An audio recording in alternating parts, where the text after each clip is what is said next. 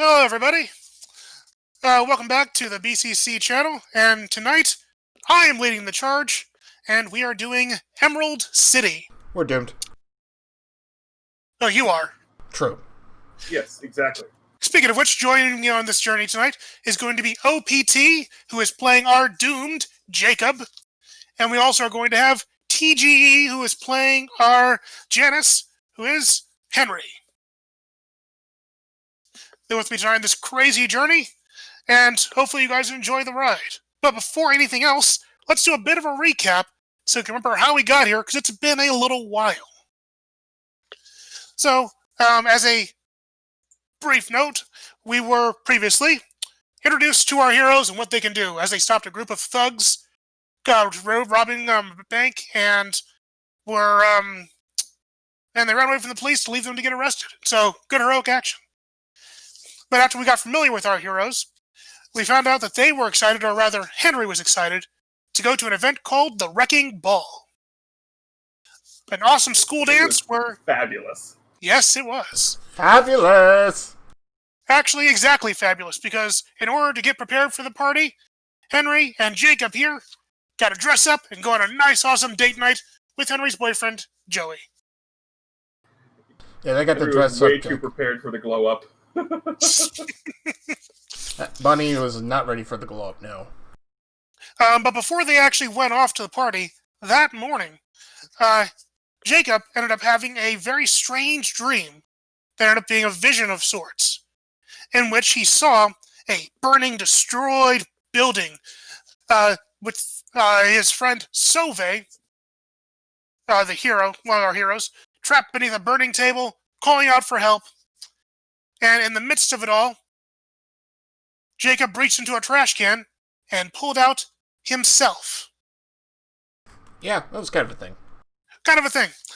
He realized later that that whole dream was sort of prophetic and was telling him to go to the Wrecking Ball to hopefully find something he would be looking for. And find something they did, because when they went to the Wrecking Ball, it was wrecked by a strange bull fellow who crashed literally through the wall. Unbeknownst to them, he had been previously tackling with one of our heroes, Perry, and he had stolen a weather device. Perry thwarted a attempt to sell off the weather device, but in the process enraged the bull. And so these guys get the horns. So, once he came to the party, he started wrecking things up, people were put into danger, and most importantly, Sove revealed himself to Joey as being... Not yet. No, we ended on that. Oh, I thought you did. That reveal did not happen yet. We ended on that. Because you saved him. Yes, I saved him, but it didn't reveal who I was. That did not happen yet. Okay, because you weren't in costume when you did that. Correct. Okay. Well, then we'll leave you to figure that out. But one of the more important things going on here as we ended the comic was that we had the bull fellow getting very excited about destroying property, clearly to try to make a name for himself and make a big impression. And as the police were streaming into the door to kind of try to handle the situation, the big bull fellow was trying to knock down a low-bearing wall, and as he was pushing up against it, our heroes saw that he was bearing a tattoo on his back that was clearly marking him as one of the Lords of Hell, which is a gang that our heroes tackled with when they first came together. Also tied in with that tattoo was a sign of a bull that clearly was marked Tauros. And so we start our issue today, issue 3, aptly named Tauros. On the cover, we see the scene that we just described here, with Tauros' back showing off the big tattoo of the Lords of Hell gang and his name, as we can see screams coming from off panel of "Stop, police!" So we open our issue, and we have two things having going on right now. We have Jacob out here in full hero getup, faced with this bull trying to destroy the building, and we have Henry, who just saved his boyfriend from certain squishing. So, let's start with the interesting part, the boyfriend saving. Henry, you pulled Joey out of a sticky situation there, and I think you took him to a back hallway to get him out of the way of all the destruction. That's exactly what happened. Okay, so you have Joey saved, and he's kind of freaked out because he saw like all the the phasing thing happened to pull him to safety, and he's like looking at you with a lot of panic and going, Henry, what did you just do? What do you mean? What did I just do? You just pulled me through the floor and pulled me over here. And I don't know how I got here, and I didn't walk, and you didn't walk either. No, we definitely walked. I think you're just a little panicky here. I'm pretty sure we walked. You almost got smushed by the thing, and I pulled you over here, and we definitely ran here. I guess we did. I don't remember, but are you okay? Looks down. The suit he's wearing is clearly wrecked at this point. Yeah. I'm fine. Outfit's not so much, but I'm good. Okay. Where's Jacob? Did he get out?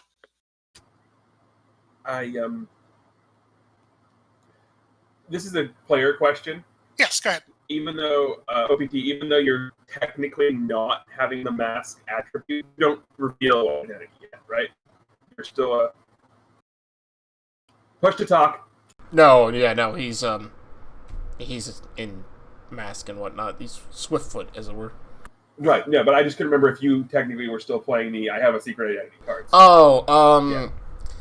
Oh, I forget if he changed out of prying eyes. Yeah, so. I don't right. think he may have.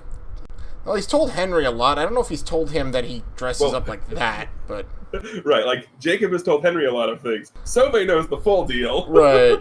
So it's one of those things I know Henry would know just because because Sove knows the whole. Right. So Henry would know. I'm asking what's the public. Oh no, yeah, no.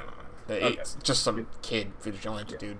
I hope. I mean, he is a rabbit, so they tend to run fast. Yeah, I do. I hope he's okay. Jeez, let's deal with that bull guy. We gotta get out of here. I mean, yes, but I can't right now. What? Why not? Because if that thing's going to be out there smashing walls, my dad's here. I can't just leave. But your dad's with the police. He's got it handled. Did you see the size of that thing? And it's kind of my fault he's raging right now.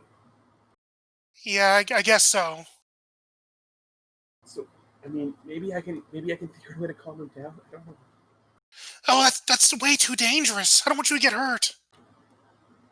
I'm not gonna get hurt. I promise. But I almost did. But you didn't you? Yeah, I'm still not quite sure how. But I guess.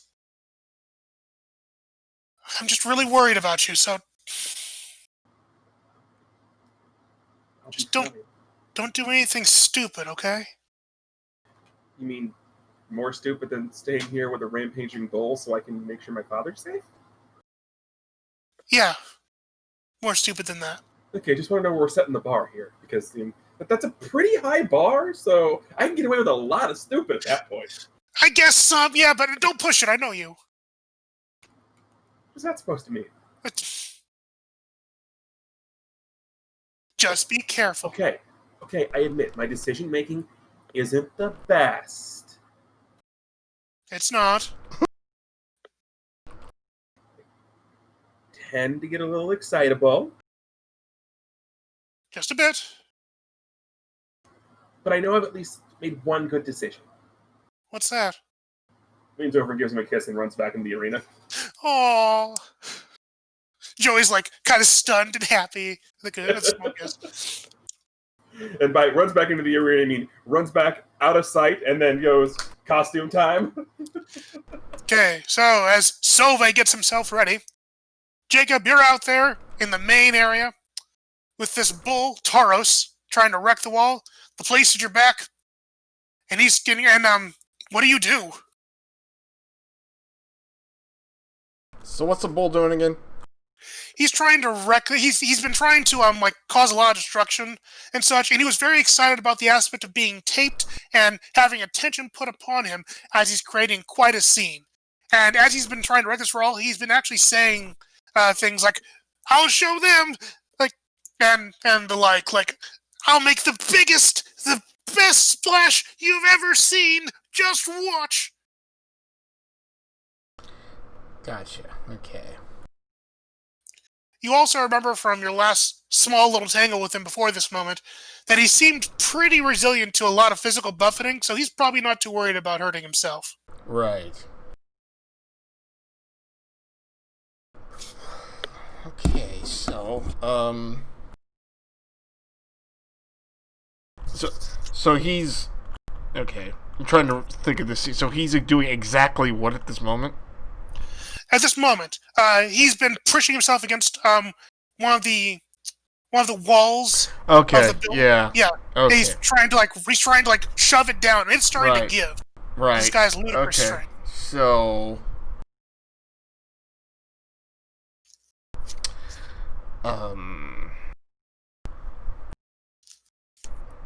Swiftfoot's going to swiftly run over. Ooh. And he's actually gonna so he's gonna basically try to spear this guy just out of the way. So he's You're trying to knock the bull away from the wall? Yes. Okay. Yes, he is. He's definitely trying to do that. So it's throwing your body into him. If you're doing that, I need you to roll to directly engage.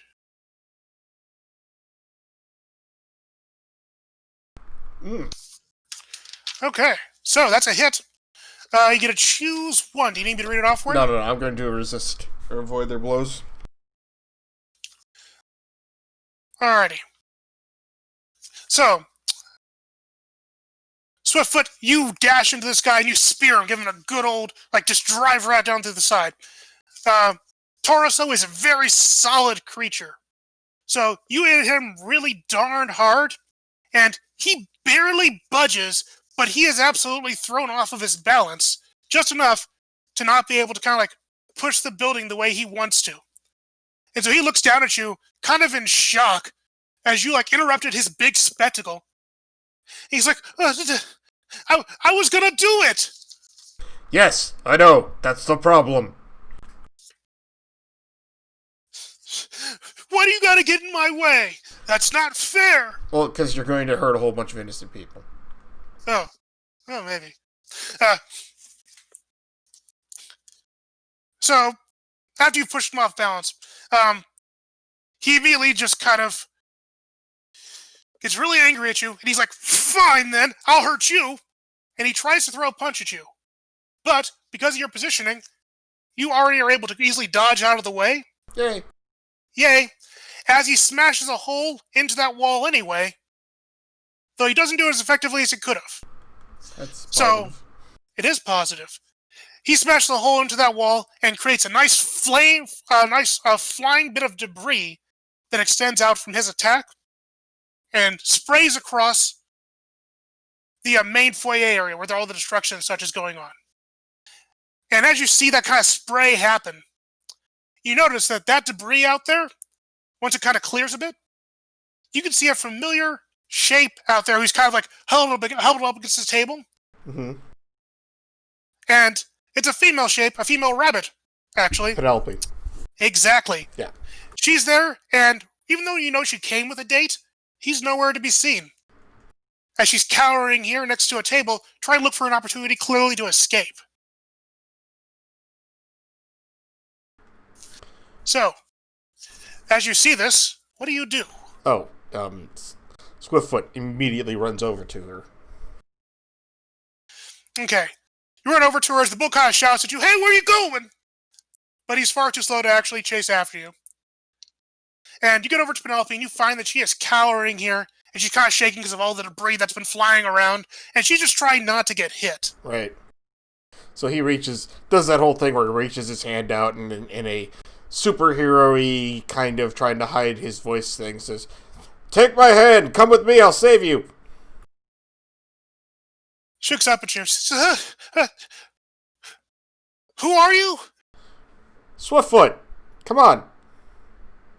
Uh, okay. And she reaches out to take your hand. Swiftfoot grabs her hand and kind of pulls her up. And if she's shaking at all, he's just going to carry her, and he's going to get her out of the building. Okay. She is shaking quite profusely, so Yeah. you probably do that classic, like, sort of superhero carry. You kind of get her up and start running her out. Yes. Nice. Okay, so you run her out, and as you're going out the building, which way do you try to go out the building? Out the front, back, like, where you go? He'll go towards the police because, Smart. Victim kind of thing. Okay. So you go towards the police, and the police immediately give you room, because as much as they don't like vigilantes, as they've made very clear, they also like saving people. Yes. Yes, so they give you room to actually get through as you're getting her out of there. And you manage to kind of get through and get her out the entrance without the police stopping you. And in fact, once you get her out there, they immediately are kind of like ready to go over and like take care of her like they would for any kind of like saving situation. Yeah, which is what he lets them do. Okay. So you're out there and you've got her, and the EMS is out there going to get ready to take care of her and give her like one of those nice comforting blankets. That leaves the bull inside alone with the police between him and you. Mm-hmm. Sove, how are you coming onto the scene? Well, so basically, right now, what you're telling me is that the bull was basically staring down the police and basically. This is true. He's staring down the police as he sees Swiftfoot go that direction, and he's making it very clear that he's getting ready to charge. As he's saying, like, "Don't run away from me!" So at this point, what's going to happen then is Sove's going to go invisible and fly till he's right behind the bull's ears, right behind the bull, and let's go. It's not that they're running away from you, is it?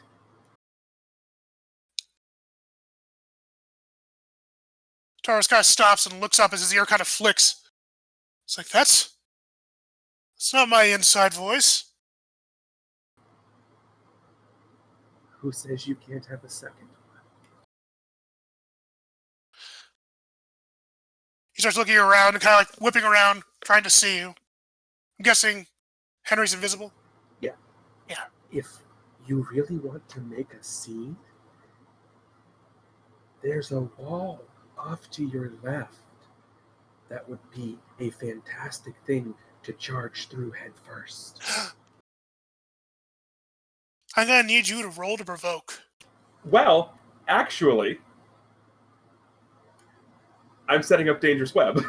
Oh, smart! Okay, do that. You'll notice I said I was invisible because the Dangerous Web I set up, this wall is reinforced with a bunch of like metal and stuff. He's basically planning on having the bull knock himself out with Dangerous Web as he just headlongs into this. Very nice.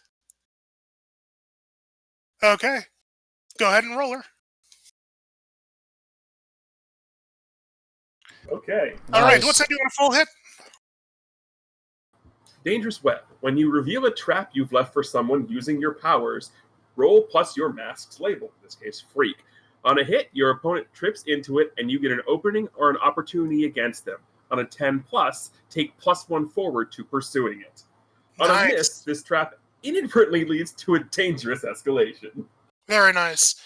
Okay, so you tell Tauros about that wall, and he starts nodding, saying, "Yeah, that's a good wall. It'll make it big, and the cameras are still going, right?" They are. He turns to that wall and he starts like doing the whole step thing where he's pushing dirt underneath, saying, "This is gonna be a big one," and he charges right towards that wall. So he plows straight into that wall. You said there's like steel reinforcement behind it? Yeah, basically, yeah. So okay. My thought process here is Henry flies with him, lands, waits for him to bounce off, all like, picks up one of the baseball bats that he had left there, rematerializes, and just home run swings. Not bad. Okay. So that essentially sort of what goes on. Tauros does indeed crash into that wall, and he hits those steel beams very hard. So hard, in fact, that since he's got his horns down to kind of do it, one of them impales themselves onto his horns, and amazingly enough, he's actually more thrown off balance by that than by the impact itself. But you get your opportunity there as he's kind of like trying to figure out, like, that doesn't normally happen. Yeah, and then Henry's going to rematerialize and just rematerialize, batter up, thwack. Okay, go to directly engage. Yeah, to get +1 forward on this. Ooh.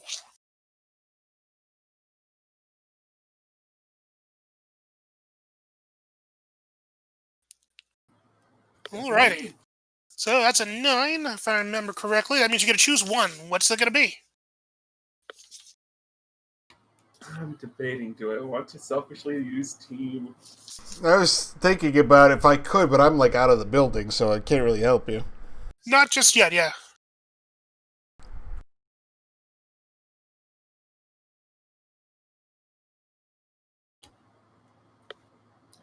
I'm not going to selfishly use team yet, but what I am going to do is I'm going to take something from him. And what is that? His balance. Ooh. I mean, giant metal pole on his head, a little bit more weight pushing it. That's gonna set anyone's equilibrium off. Not bad, not bad. Okay, so you take his balance with your big swing, and the fact that he has that giant weird bit of balance on top of his head. You hit him hard enough to make him topple down. And when he does so, he oddly starts crying.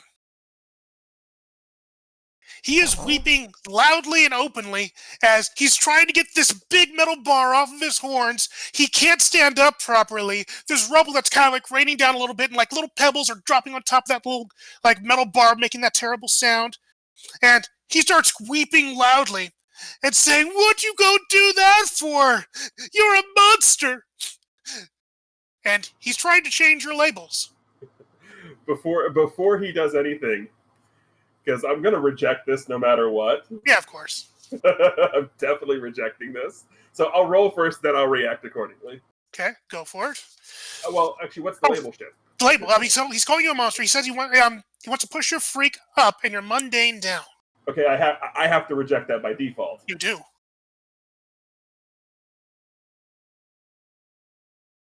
Okay, so an 8 when you reject. I forget what happens. Let me look that up real quick. I get to choose one.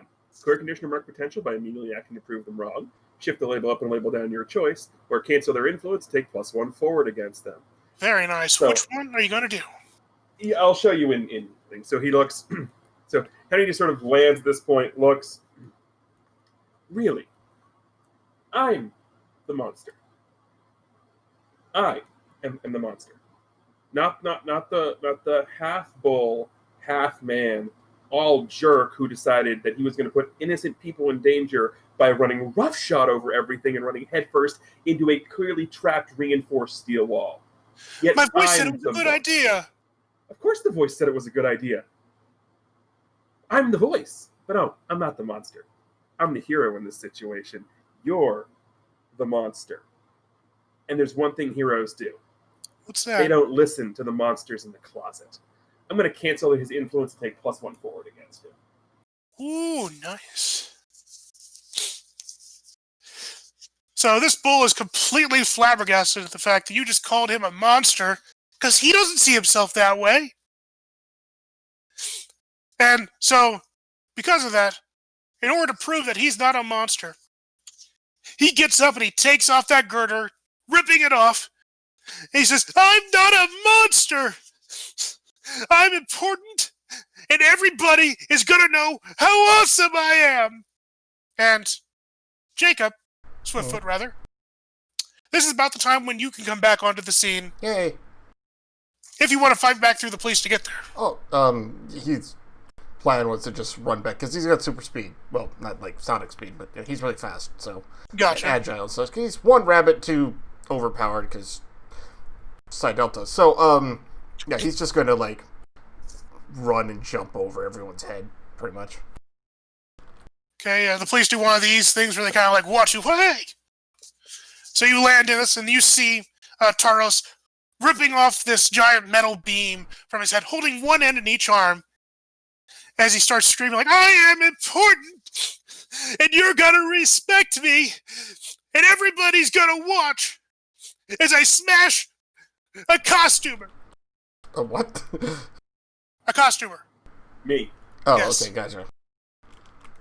So, you see him getting mad, holding these two weapons, bearing down upon Sove. What do, Swiftfoot? So, I might as well do my new thing. Ooh, new things. I You like have a new new things. thing. Yes, I have one advance, and I decided to go all out, and I chose Get Burned in 3 Flares. So, Jacob's going, or Swiftfoot's going to kind of run in there, and he's going to charge his burn, which is going to be interesting because I have no conditions, so this is a flat roll. Yeah, this should be ugly. Not necessarily. It's a 50-50 shot of horribleness. Yeah, 50-50 usually. No. Hey! You actually are going to be airing a little on the higher side, but hey, you get to mark a condition hold 3. Indeed. Right. Okay, so what's it like when you charge your burn, by the way? So, he's never done this before. So he sees this happening, and he sees Sove in trouble and whatnot, and he just stands there, and he just starts. He feels energy like coming into his body, and he can't explain it. But his hands kind of start to glow a bit more, and like his suit, it's all black, starts to almost well, you know the movie Tron and how the programs have all those like light kind of things like going down whatever. Mm-hmm. Yeah, something like that, only it's purple. Ooh, I like it. Right. So as he charges up and gets insecure about himself because he's like, what the heck's going on? I am immediately going to spend one of those burn to use Moat. Ooh. Spend one Go burn ahead and explain what that does. Spend one burn to create a barrier that will hold back threats as long as you keep your attention on it. The GM may call for you to spend another burn if the barrier is threatened by particularly powerful enemies. Okay, so you create a moat. What does this look like when you do that? So it just says a barrier. Moat's just a barrier of any kind. So Right. So what happens is there is like this thin wall of purple fire that just like comes right between Sove and Tauros. And and it's clear like it's coming from Swiftfoot Jacob to Sove because he's just like he's surrounded by the same purple energy. So he's going to do that. And he's gonna sit there, and like Jacob's gonna sit there, Swiftfoot's gonna sit there, and you can't see it because he's got the mask on, but he's looking completely shocked. Oh, wow, I did that? Basically, it's Sove is also looking completely shocked because you can see his eyes, and his eyes just go, what? Yeah. So, and you see Swiftfoot as you look at him. He goes. Important question about this energy barrier. Mm-hmm. How far out does it go? Like, is it surrounding Sove like a circle? Is it like a straight wall that extends, like, for so long? Like, what are we looking at?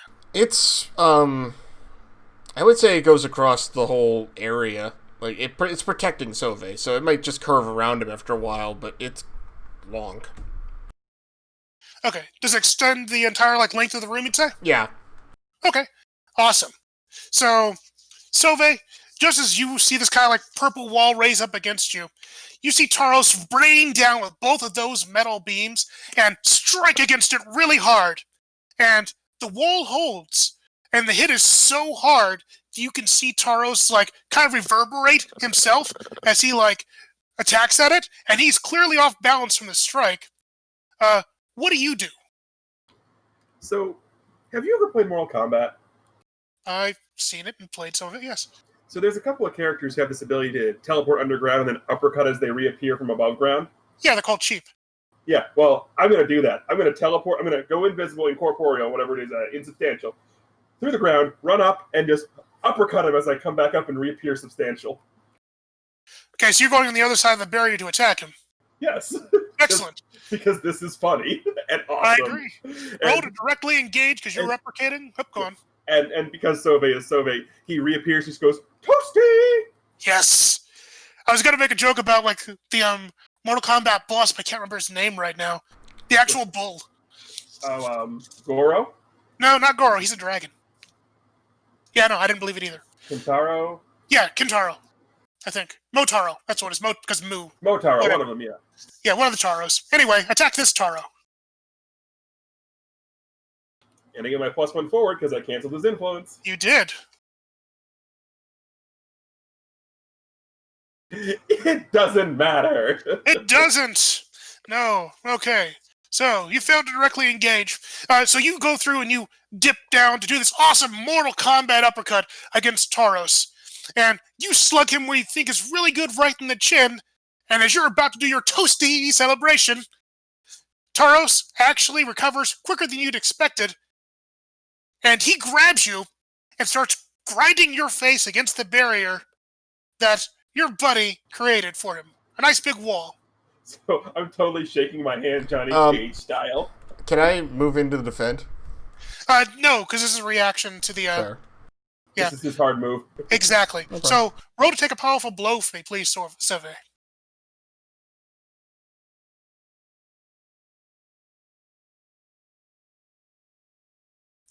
Okay. Sure. Now the dice do it. It's about time. Okay, so you took a powerful blow. You get to choose one from the 10. Lose control of myself and my powers in a terrible way. The only option to pick. Of course. Yep. Okay, so Sauve, as you're being ground up against the side of this barrier, you can feel kind of like your brain jumbling about. And you find that after a second, though, the shaking stops as Tauros has let go of you, or at least it seems like he has, because he's holding air right now as you're flying through the air, and you land in the floor, as in literally in the floor. You are right now incorporeal, and for some reason you can't turn yourself back to being corporeal.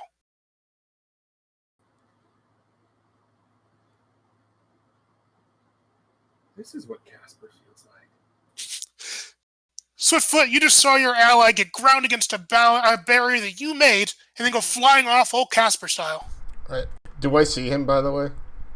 You can see him. He's just, like, phased out partially and somehow in the floor. So, Swiftfoot runs over, and he's like, Sauve, what, are you, I don't know. I'm half in, half out, and...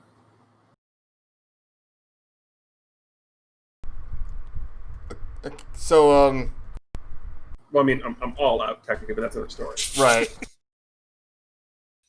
So you need me to call somebody? No, but can you bring an ecto cooler? That'll work too. Oh, yeah.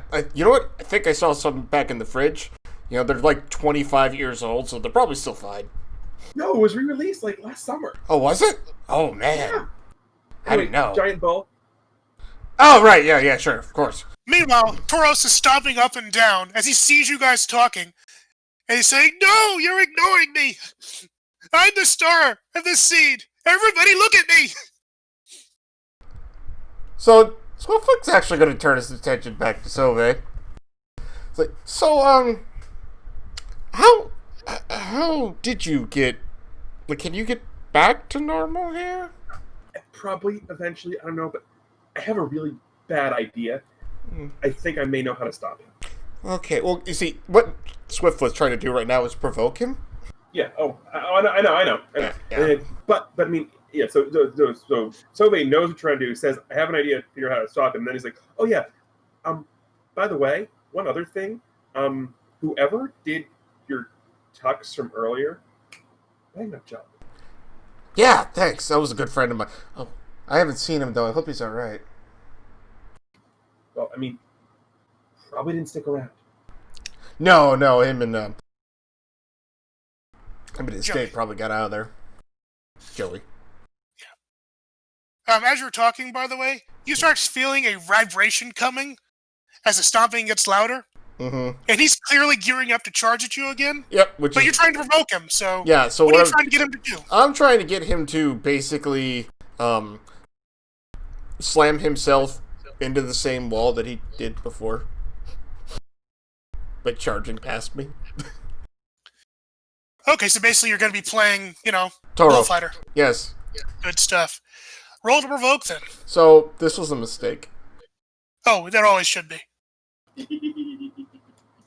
I'm only at -2 for this. Only? Yep. There it is. Okay. So, to provoke. On a miss, I think it just fails, right? Yeah, you get a hard move. You get a hard move, basically.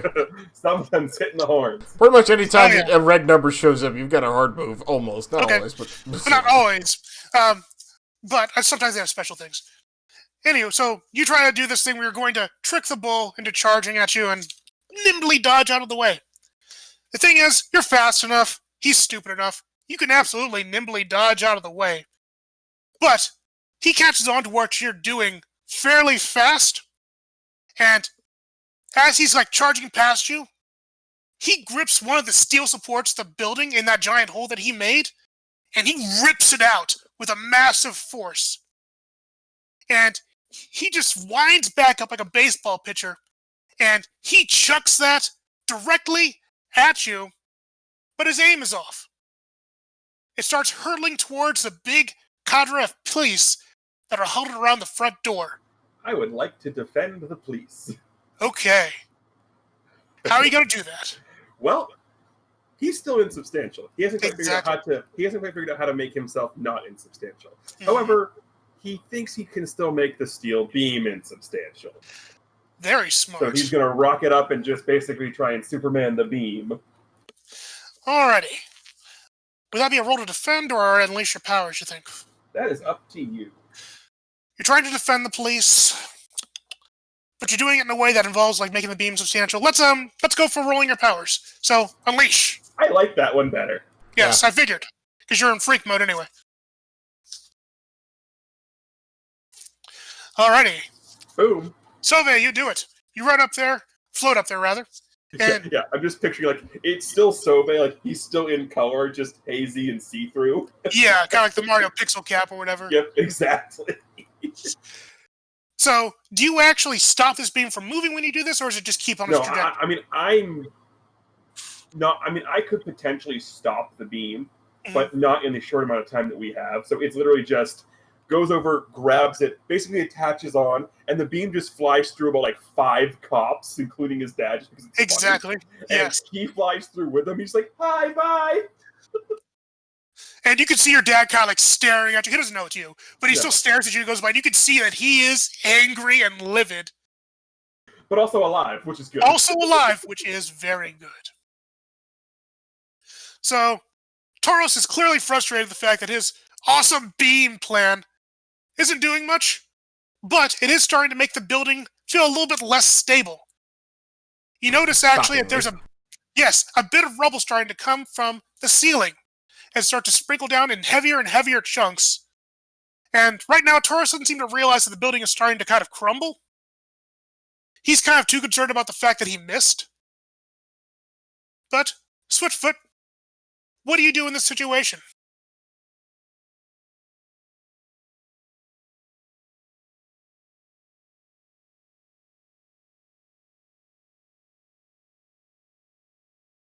I am so tempted to use Dark Visions right now. Oh, really? Yep. Do it. I won't stop you. Alright, yeah. So I'm going to mark a Doom track, and Jacob's going to go into Dark Vision mode. Okay. What do you see? What do you ask? So, mark your Doom track to have a vision about the situation at hand. After the vision, ask the GM a question. They will answer it honestly. Okay. So you get a vision about the situation at hand, meaning this situation? Yes. Okay. So, you go into your Dark Visions mode, which is very, very memory-heavy, dream-heavy thing. Mm-hmm. And you see what looks to be a bright red apple in front of you as you stare at that. And as you're staring at it, you see a scene kind of unfold inside of it that starts to be kind of starting to happen. And you can see a giant sea of rubble and crashing down and screaming and panicking and such. And you see yourself looking at yourself.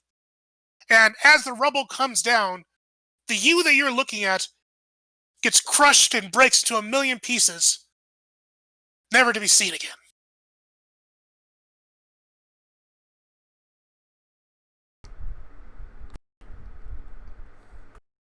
You said apple? Indeed. That's not the question I was asking. That's right. Used it. Yeah. So how many questions do I get? Nope, that was it. Too late. No. Okay. Question I'm going to ask is...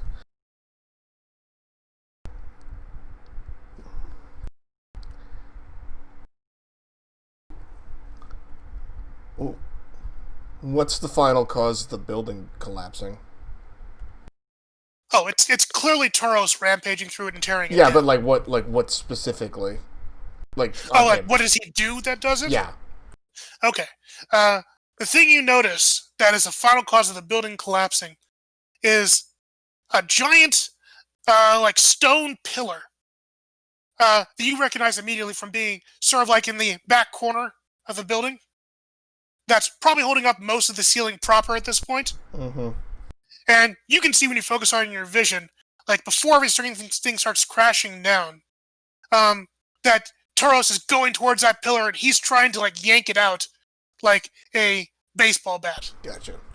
So Swiftfoot's gonna snap out of that real quick, and he looks up towards Sauvé and yells out, "We need to protect that pillar!" Sauvé at this point has been flown through the wall, so there's really no one. Oh, I'm sorry. I thought you were still here. My bad. Never mind. Nope. He took the expressway out. Right. Yeah. Dude. Okay. So It now, was a monorail. right. So he's gonna. Thank you. I tried to think of it. So he's gonna go ahead and look at the at Tauros. What's he doing now? Right now, after he's sat there and done this vision thing. What Tauros is doing right now is he's clearly trying to look for a way that maybe he can improve his situation. And he's trying to, well, frankly, he's looking towards that section of the building that you saw in the vision. Where he wants to go towards that section and start wrecking stuff along the way, because there's still some setups and displays over there. Okay.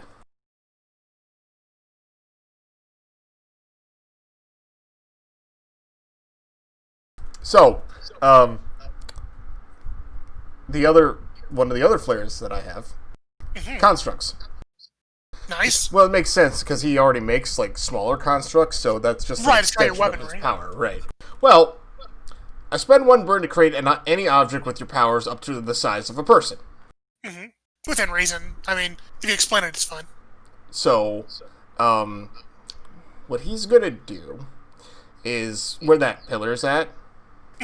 He's going to create a construct right there, which again is not something he knows he can do, but he's just thinking about what would work really well right there.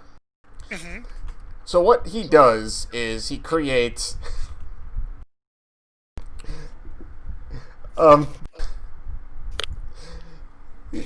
just like a little, it's not like a wall or whatnot, but it's just like a sheet of, it would look like metal, but it's not.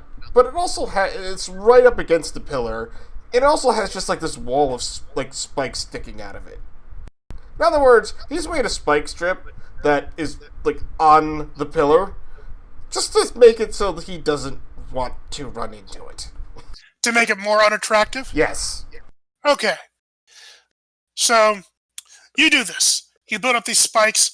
Do they look kind of any differently? Do they look like kind of purple or hazy? Yeah. There's some purple fire haze going off of it. Yes. Okay, so what's happening then, as we're seeing it, is Tauros is running towards this direction, wrecking displays as he goes, kind of going, ah, ah, da, da, da. And as he's crashing through displays and getting toward that pillar, he kind of stops as he sees those spikes, And he kind of like looks around, and he says, "Oh, fine." And he goes and starts wrecking something else off the side. He starts tearing up the stage there.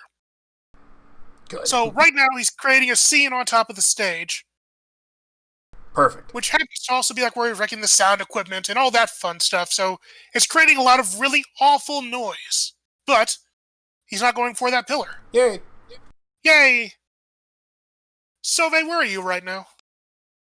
Well, funny you ask, because Sobe is actually very happy that he is on the stage. Because after flying through and, putting the pillar down gently, Sobe has made his way back to basically the overhang where all of the buttons and electronics are. Ooh. And he's had enough time to calm himself down a little bit where he's at least somewhat tangible. Okay, I'll give you that. Mm-hmm. Basically, at least a hand. So the bull is on the stage, and then Sobe flicks a button, and every spotlight, boom, boom, boom, boom, boom, on the bull.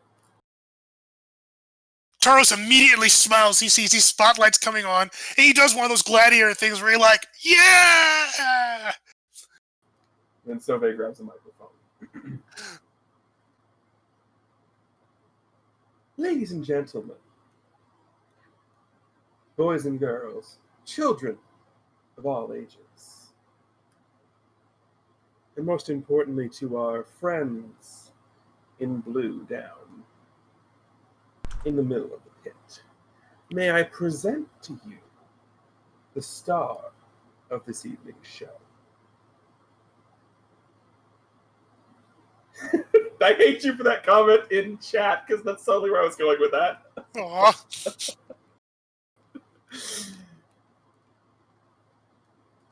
How's the bull reacting so far? Oh, the bull's like, yeah, Tauros, Tauros, Tauros, come on, Tauros. No, none of the cops are going along with him, by the way. They're all aiming their guns at him. So as you can see, we've got exactly what we need. The stars have aligned. The spotlight is where it needs to be. And everybody will know the name, Tauros. But No buts. what is better for making an impression? Who's more famous? The one who burns out quickly in their 15 minutes? Or the one who gets to walk by all the cameras and the flashing lights as they're brought in to one of the most well-lit, well-occupied buildings in the entire city? Oh, the second one. So, if that is what you desire, then, gentlemen, would you escort our friend to the most populated, lit up, decorated building in the city and make sure all of the bracelets are shiny?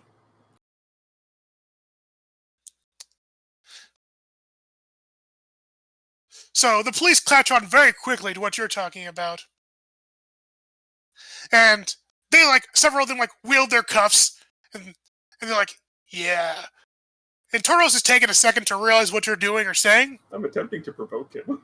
What are you provoking him to do? To go along with them? Yeah, to let the cops take him to the most well-lit and heavily populated building in the city.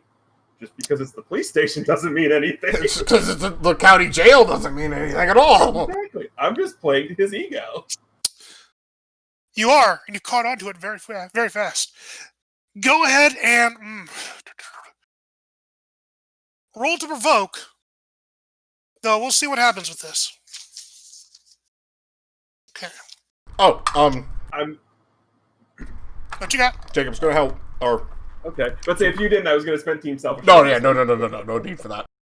So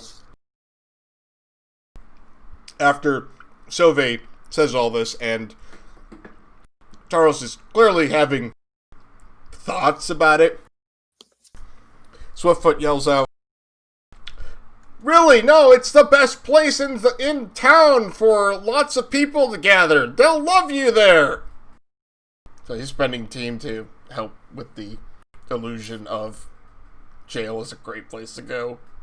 Alrighty, you have spent that team. Leaves us with one team for now. Okay. So this is fun because you can either choose to do it or the 7 to 9 get one of the following 3 options. Exactly. So he's going to choose one of those options. He's going to air. He will step down from the stage as the police are kind of approaching, and they catch on enough to start saying, "Yeah, we got you, buddy." And Tauros is coming down, and he's like, "Okay, yeah, I got that. I'm gonna go. I'm gonna be famous. I'm gonna be with all these cops." And as he steps down, he starts realizing that that's your opportunity, where he's down, his defenses are down, and he's just realized what's going on. And you just hear over the intercom, "Swiftfoot, now!" Okay, so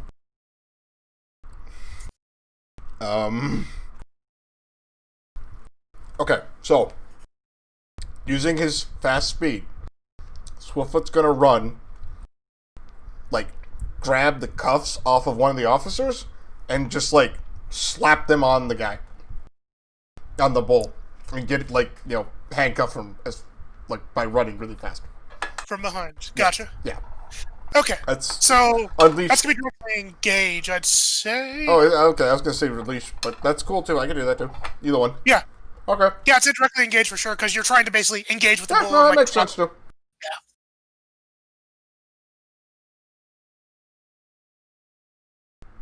Yeah. Okay, there's one team left in the pool. And I am going to spend it to help out. Because now the bull's catching on, somebody can't do anything physically to help. But he does have control of the spotlights. He's going to shine it right in the bull's eyes. Alrighty. So, thanks to Toby shining the spotlight in there, Swiftfoot, you are able to get your opportunity to slap those cuffs on him. What is your choice for your directly engage? Resisting blows. Okay. So, you go around, you get those cuffs on him, and he realizes immediately what goes on. And he is flailing about, trying to figure out, well, this is, I can't, and he starts, bawling, and he's like, "No, I don't want to go to jail." And as he's, trying to shake you off, because you just put the cuffs on him, though, didn't you? Yeah. Okay. So as he's trying to shake these cuffs off, he starts stampeding around, kind of in a random circle, trying to, get them off one way or another, bash into this, bash into that, and he eventually, tears right through the cops, narrowly missing them, as he plows right through the last remnants of that wall that Sauve had helped him kind of go towards. I have with a the really steel dumb beams. idea. Well, as he's plowing through it, he doesn't appear to be stopping anytime soon. Well, Sauve is going to basically look around, look at the wall behind him, tear something off. We don't see it in the comic panel. We just hear we get the onomatopoeia of something being ripped off the wall. He's going to fly down, land in front of the bull, and he's got a red cape in his hands. And he just starts, "Ole, ole, ole, ole, ole." And he's basically being a matador. Alrighty. Well, that's never provoke I ever heard it, because that's what matadors do. Yep. So, go ahead.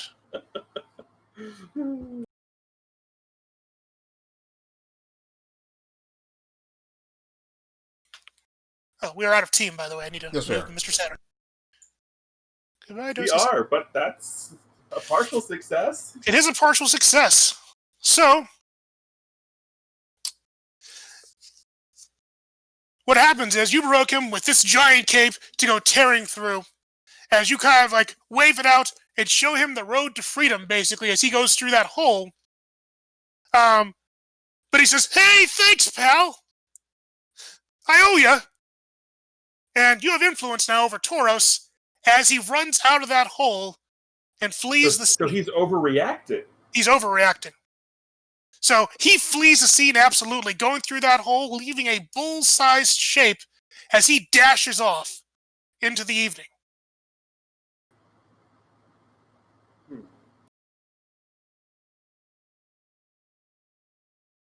So, Tauros has run through the building, left out that hole. And you've gotten him out of the building, While and handcuffed. people aren't in danger anymore. Yes, while handcuffed. He is still handcuffed.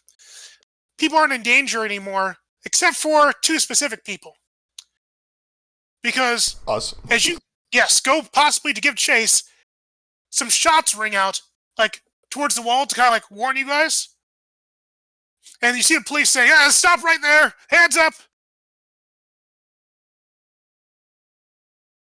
So Henry will stop, hands up, while still floating across on top of the, while still floating a little bit on above the ground. Okay, and Jacob, how do you react to seeing these cops out here trying to tell you guys basically to stand down? So, Jacob, or Swiftfoot's going to spend his last remaining burn and use Moat once again to create another flaming barrier between him and the police officers, and, then he's going to put his hands up afterwards, but he's stopping them from getting to him. Right, of course. As he looks over at Sove, like, okay, where do we want to run? So the police go up against this barrier, and they know something's up when they kind of see the flames or purple, like, barrier arrives. And like, ah! It's like, he goes, I wouldn't touch that. Like, seriously, I actually have no idea what'll happen, so just probably don't. I do, and it hurts. Okay, yeah, don't touch it, please. So one of the policemen starts shouting over the din of everything, saying, gosh darn, like, vigilante supers, like, kids, like, you're not even registered. You're a menace to the city. Look at all of this. And Sove, it's your dad. Yeah, so it's a mess, but no one got seriously hurt. And the only reason we were even here is because someone decided to lead, Mr. Seeing Red and Excitable in through a wall, and then somebody else decided to get them all excited. And yeah, so it wasn't like we were trying to step on anyone's feet. It was simple. We were trying to save people.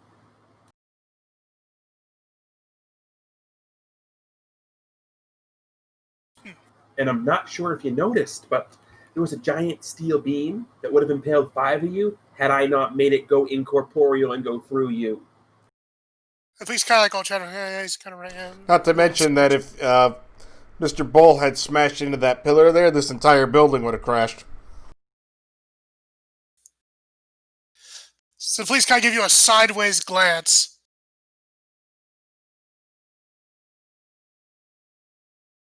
And a few of the policemen start, like, holstering their guns. And you can feel the tension of the room starts to die down just a little bit. But Detective Lamontagne is still not entirely placated. As he kind of speaks up and says, all right, whatever. You did a couple of good deeds. Doesn't mean what you did is right. You're kids. You got curfews. We'll let you out of here with a warning, so long as you scram right now. So Sove looks over at Swiftfoot, nods, and I'm assuming the panel we get is as Swiftfoot runs off in one direction, Sove just sinks through the ground. You see, it's like this 3-panel transition of you just kind of going, Yeah. So Swiftfoot's gonna run off to a some place that's completely isolated and change out of his suit. Yeah. Henry's gonna do the same and immediately put a call into Joey. Yeah, and actually, Jacob's also gonna run over to the crowd and try to see if Penelope's still there. Well, interestingly enough, Penelope and Joey are in the same place. They're out with the EMS in front of the building. As the situation is starting to kind of, like, calm down, and they're more taking care of people who, like, were endangered, as opposed to, like, trying to stop the rampaging bull, because he's gone now. Yeah, so Henry at this point is gonna, well, see, told you, not gonna get hurt. Just had to make sure everything was safe. Joey, upon seeing you, immediately runs up to you and gives you a big old hug. Hi. He like kisses your face like several times over, like, "I'm so happy you're safe." Oh, I told you nothing was gonna happen. uh, Although whoever those two were, my dad was mad. He was so mad at them. jeez, your dad didn't get hurt, right? No. I mean, one of them, it was actually kind of cool. Just the bull was through a giant steel beam. I never went out. I was gonna try and help, but I just sort of stood there and watched because it was just mesmerizing. One of them, the bull threw a giant steel beam, and it was gonna go through all the cops, and then the guy in the purple just like went up and grabbed it, and the beam like turned into this thing, and it went through all of them, but didn't hurt any of them. It was like it was a ghost or something. Oh, that's so cool. That sounds kind of like that Sove guy. Is that what it is? I mean, I'm sitting there like, I've never been so scared and then so excited in the same instance before. Oh, it's so cool. And right, and Swiftfoot was there too, right? That's the fast thing guy, right? Yeah. Yeah, it's the cute rabbit guy. Right. Yeah. I think so. It was kind of all a blur. Yeah. Oh, yeah. When those guys get together, oh, that's so cool. Oh, and you got to see them. I'm so jealous. Meanwhile, as Joey is like geeking out over the superheroes who are around that he didn't get to see all of, Jacob. Yeah. Yep, you see Penelope there. She's still kind of like wrapped up in that blanket. Everything seems to be mostly okay. She's just kind of like shaking things off and shaking her head. So. And she's sitting out there kind of alone right now. So you get this comic panel, these sequence of panels that have Jacob like see her there, checking the clearly was just checking to make sure she was okay, and he kind of like turns away, and then he looks back and sees that she's alone, and then turns away again, just kind of takes his breath, and you get the thought bubble of, I don't want to endanger her. No. She instead turns around and goes back over towards her, and let's say if he wasn't, how obvious was he being that he was, Oh, extremely. Because if not, Henry was going to provide a little poking. If oh yeah, no, he goes over towards her. Okay, Jacob, as you turn around to finally go and talk to Penelope after you're waffling, you see another handsome rabbit walking towards her with his big burly arms. And you recognize this as the fellow that she was dating that she took to the dance with her. Mm. I forget if we gave him a name, but I called him Flash in my notes. Okay, there you go. So, yes. So you see Flash walking towards Penelope with his big arms, and he's like, my baby's safe. And he goes to give her a big hug, and she goes into his arm, and she's weeping profusely. And you witness her immediately pull away and smack him in the arm as hard as she can. And she screams out like, "You abandoned me in there!" And he fires back. Did you see what was going on in there? People were getting killed. I gotta get out of there. Like, I didn't want to get smashed like a pancake. Why didn't you get out of there? You coward. And they have a very big fight. So Jacob just immediately interjects with, "You don't just leave someone you care about without good reason. And saving yourself is not good reason." Ooh. We get a small little interject panel that's just Joey and Henry both staring and then both looking back at each other, looking back at each other again, and go, "We're never going to do that, right?" No. Okay. Okay, Jacob. So you walk up there and you talk him up. So you're basically defending Penelope, I'd say, right? I mean, I don't know if I'm defending her per se. I'm just talking to this guy. You're talking to this guy. What I want you to do is I want you to roll to directly engage, because this guy is a threat to you romantically. Okay. It's not exactly trying to get back with her, but alright. Oh, no, don't worry. Okay. So, you get to choose 2 against this big dumb jock. So, I'm going to resist blows, because that's a good one to do, and I'm going to take something from him. And what is that? His dignity. Nice.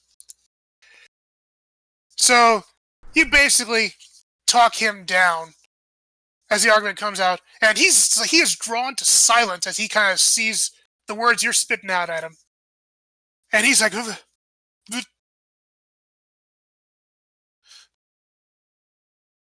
yeah, whatever. And he walks away, leaving Penelope kind of standing there alone. And she kind of sighs as she sees him just kind of walk out and leave her. And she kind of looks over at you. And she actually looks kind of hurt and says, you didn't need to do that. I could have handled him. I know. I just felt like a good thing to say. He's not looking at her at this point. She's not looking at you. Yeah. So we get these 2 wonderful panels of you guys talking to each other briefly as neither of you are staring at each other. Right, yeah, exactly. And he just kind of says, you doing okay, Penelope? Yeah, I'm fine. You doing okay? He doesn't give an answer to that right away. In fact, he doesn't really answer that at all.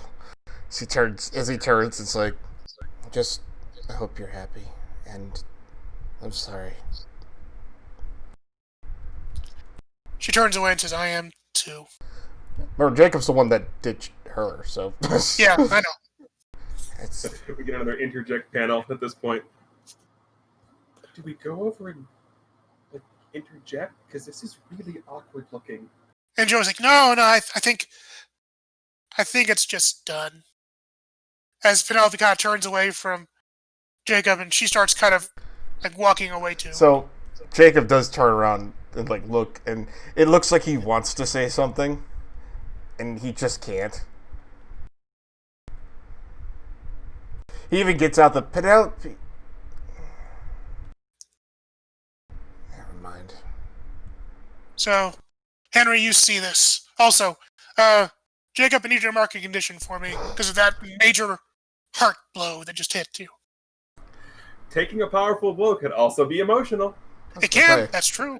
Did you want me to do that instead? Because I totally would. I know. I'm going to say take a condition for now because it wasn't that big. It was just like a meh. I'm guilty. Sad. So, Henry, you see this happen to your friend, and Joey even looks kind of like, oh, what do we do? I have no idea. Maybe milkshakes? Milkshakes are good. But we should probably stick around because my dad definitely knows we're here, and he's definitely going to be coming around to check on us. Yeah, we can do milkshakes after. So he, pardon the pun, pads on over to Jacob. Yes. Just puts his arm around him. You okay, buddy? Jacob kind of sighs and shakes his head. Like, no, I'm not.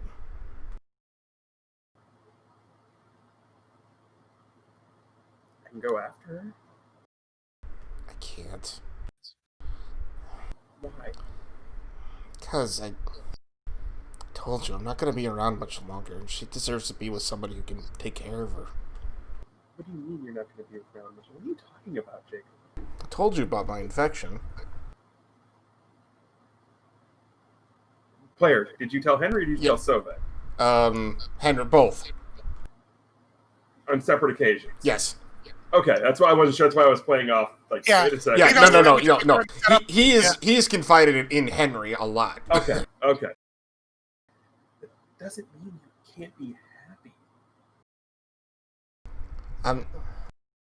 No, I get that, but I don't want to cause her any more pain by becoming so emotionally attached to me that it gets worse when I'm not here anymore. much about the whole science behind it, but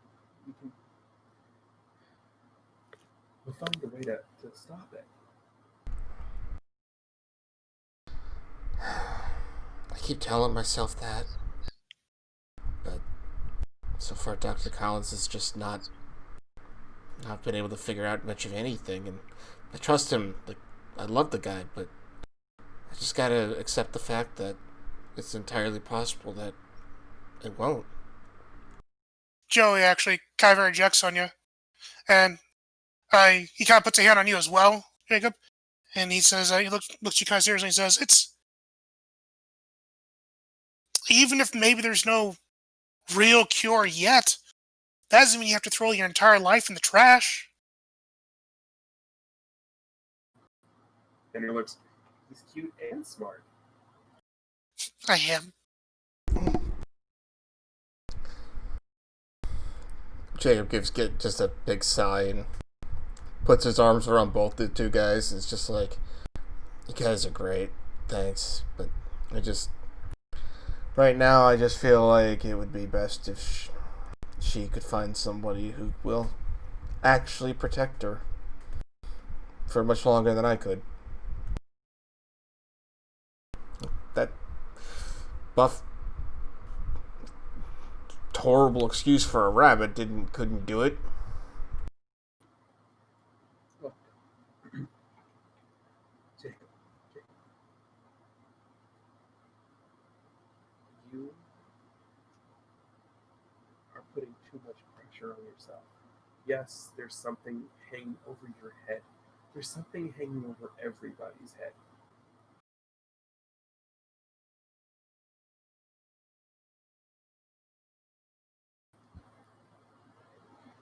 But you can't just sit there and let whatever this is eat at you to the point where you're not going to do anything.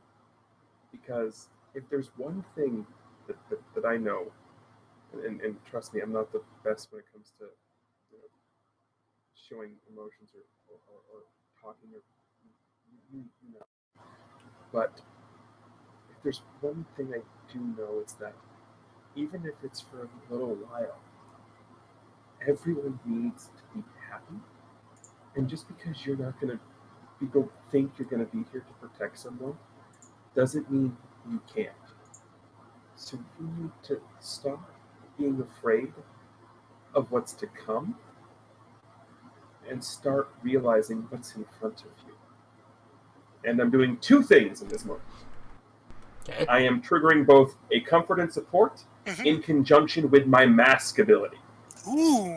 I am showing the more mundane side of my double life, so I'm shifting my freaking mundane and switching those labels, and I'm comforting and supporting. Interesting. Nice. That's such a weird ability to have. I know, I love it. I like it too. Yes, I'm affirming my secret identity. Yep. Or isn't that you're affirming your civil identity, or your civilian The secret identity is like... Yeah, the secret identity. My heroic or secret identity. I'm affirming the secret one. Gotcha.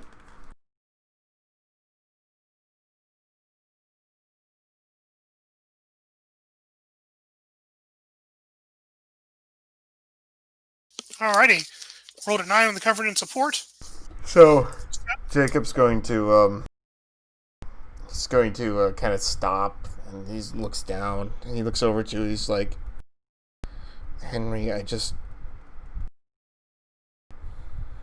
when I found out, I wanted to be with her so much, but when I found this out, I couldn't imagine putting her through the pain of losing someone she cared about, so I instead decided that I might as well push her away now before she became too attached. Although, maybe that was a mistake. I don't know. I didn't know what else to do. I didn't want to...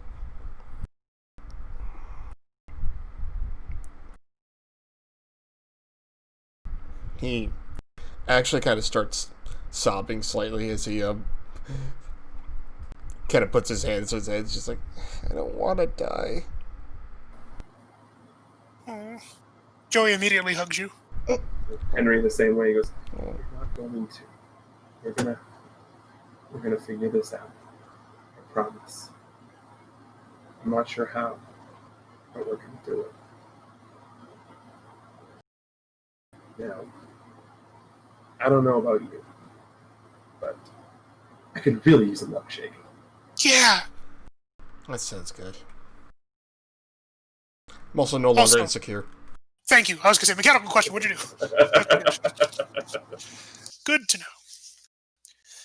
So as you guys agree on getting a milkshake, you can hear some footsteps coming from behind you as, Henry, your dad's walking up, and he sees you, and you can see he immediately relaxes. He loses like he's been holding a breath for 10,000 years. He's like, oh, thank God. Jacob gives a wave. As these kids are okay. As he's wiping tears out of his eyes, he gives a bit of a wave, like, "Hey, we're good. The kids are okay. I'm just so glad. Jeez, none of you guys are hurt, right?" I mean, nothing about the normal, typical scrapes and bruises and you get from the start of the wrecking ball. Yeah. Well, it sounds like you guys had your wrecking ball after all, even though your party got kind of ruined in the end. Yeah, that was kind of bold. Just a bit. So, are you okay, Dad? Oh, I'm fine. There were some heroes, these use quotation marks, in there who were trying to take out the bull before the proper reinforcements could get here. And they did an okay job, but I mean, you know how they are. Showing off, doing all that stuff. Which ones were it, was it? That whatever kid. Suleiman, Suv, Suave. And Joey B. Oh, Sauve! Like, yeah, that one, whatever. What's I mean, if they were helping, what's so bad about it? Son, you know how I feel about vigilantes. They're operating like they're above the law.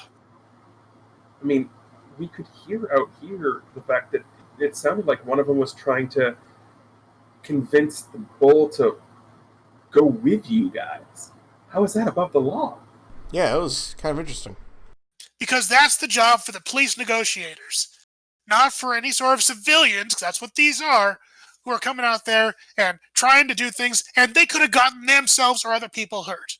It's not that we're not thankful. It's just, you gotta follow the law, and you know that. So, what you're saying then is that you want them to be... You're saying that the Sauve and whoever else was out there isn't really smart, but they need to be... They're more dangerous. I guess that's about right, yeah. That's me attempting to trigger, I am what you see. Oh. How does that work? When you spend time talking to somebody about your identity, you can ask them which label they want to impose on you. Basically, it's a label shift move. Right. Their player, in this case the GM, will tell you honestly. If you accept what they tell you, take +1 forward and either mark potential or clear a condition. Well, they clearly agreed with you. Right, so he wants to basically say that Sauve is a danger, so danger up, superior down was that exactly, shit. Yes. And Henry's in a weird spot because he wants so desperately to argue with his father, but knows this isn't the right time to do so. She's just like, yeah, I mean, I guess if they are doing things recklessly, then that would be a danger to people, wouldn't it? And he's reluctantly going to accept that. So I get +1 forward and I'll mark potential. And as you do that, your father puts his hand on your shoulder saying, see, Henry, I knew you and I were on the same page. You're a good kid. And you too, Jacob. Sorry that your night got ruined and... Oh, it's okay. Thank you, sir. Appreciate it. I mean, we're gonna go get milkshakes, Dad. Can I borrow 20? You know what? I'm so happy that you guys aren't squished then I will give you a 20. Go ahead, enjoy yourselves, and get out of here. We got it pretty much cleared out here anyway. There's not even much in there to worry about. Just like a bunch of trash and a bunch of rubble and whatever. So you kids have a good night. If any of the stuff I brought is salvageable when it's done in evidence, can I have it back? Alright, I guess so. Thanks, Dad. You're welcome. Don't say I never did anything for you. I never do. You kids have fun. Thanks, sir. Anyways, you all have to have a good night. Yeah, they start walking as soon as they're out of earshot. Totally didn't think he was going to give me $20. And you say you're not a charmer. Joey kind of nudges you. He usually doesn't work with him.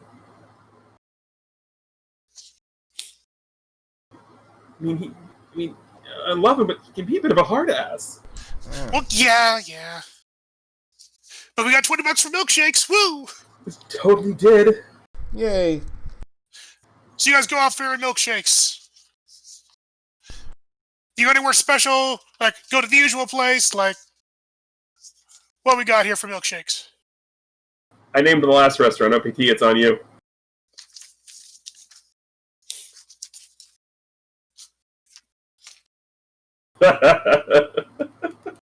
So, it's, place is called, because why not? It's called Rocky Road. And, it is it's basically like a bar, except it's ice cream and milkshakes. It's like a what you call a malt shop. Sure, yeah, whatever. Yeah, called It's an old school soda fountain. Yeah, there you go. I Yeah, love exactly. those things so much. You know, they've got food. You know, it's whatever, but you know, it's milkshakes, ice cream, and you know like basic burgers and things like that. It's like an A&W. Oh. Yeah, pretty much. Yeah. Oh. Okay, that exists now and forever. So you guys go into Rocky Road, and it's like crowded with some of the kids who clearly couldn't go to the wrecking ball tonight. So you're in good company. You sit down and you get your milkshakes. What do you guys get? Oh, well, Jacob's clearly getting chocolate, because, I mean, look at his fur color. Nice, better than I expected. Extra thick chocolate chip cookie now. Ooh. With 2 straws or 1? One. Good. Joey doesn't like germs either. Joey gets his strawberry and he's happy. Yeah, exactly. That's why it's one. He knows better. So you guys enjoy yourselves drinking your wonderful, like, malt shakes and the entire time, like, Joey's kind of going over the stuff that happened in there and talking about, like, oh, that was so cool. Like, when Swiftfoot did, like, the whole, like, running thing and he hit the bull guy so hard and then, like, that I didn't see so, but he did some cool stuff with, like, that metal girder and all that stuff. Ah! Yeah, those two really did a lot of good in there, didn't they? He looks over. Oh, Henry! Oh, go on. I was gonna say, he looks over at Henry. It's a bit of a smile. But not that he knows who Henry is, but Henry knows who he is. So. At that, though, Joey actually looks at Henry. Oh, Henry, I forgot. You were going in there and talk to the bull. How did that go? I never got a chance to because I got out to the front and just sort of in awe, and I froze. Oh, that's always so like you. Like when things get kind of crazy and dangerous, Henry freezes up. He's trying to shift your labels because he cares about you. He is trying to shift my labels. He's going to lower your danger, and he's going to raise your mundane. I have to reject that on principle. Aww. No, because it's either reject it and take a condition if I fail, or don't reject it and take a condition because my mundane's at 3. Yeah. But interesting note, I do get to add a +1 to this roll because I have influence over Joey. Nice. You do. And Joey doesn't have influence over you, right, Henry? Or Jacob? I don't think so. Oh, Henry's got influence over me, yes. Yeah, but Jacob, Joey does not. I don't think so, no. That's yeah. No, Okay, so- this was because of Boyfriend. move thing. Yeah. Anyway, Alrighty. So wow. So on that miss, that means I get to just do it anyway, right? Oh no, you get a mark On a miss, condition. their words hit you hard. Mark a condition, and the GM will adjust your label. So you Alrighty. get the justice labels in any way, actually. Yeah, I'm marking guilty, by the way. Very nice. Okay, so looking at your labels. He's going to lower your danger. And he's going to actually, since he can't raise your mundane, he is going to raise your superior because you paid attention. Oh, wait, I'm sorry. I pressed the buttons for you. I should go ahead and fix that. Should be a 0, I think. No, it's fine. Danger at 1, superior at 0. It's fixed. It's good. Great. It's where it's supposed to be. Very good. This is why I don't fiddle with sheets. Henry just sort of gets all blushy. Just, Oh. remind me why I get extra thick again. He uses because you're cute when you pucker up, and he kisses you on the cheek. Aww. Aww. So, Jacob just looks at you and goes, you guys are so cute together, you know? We know.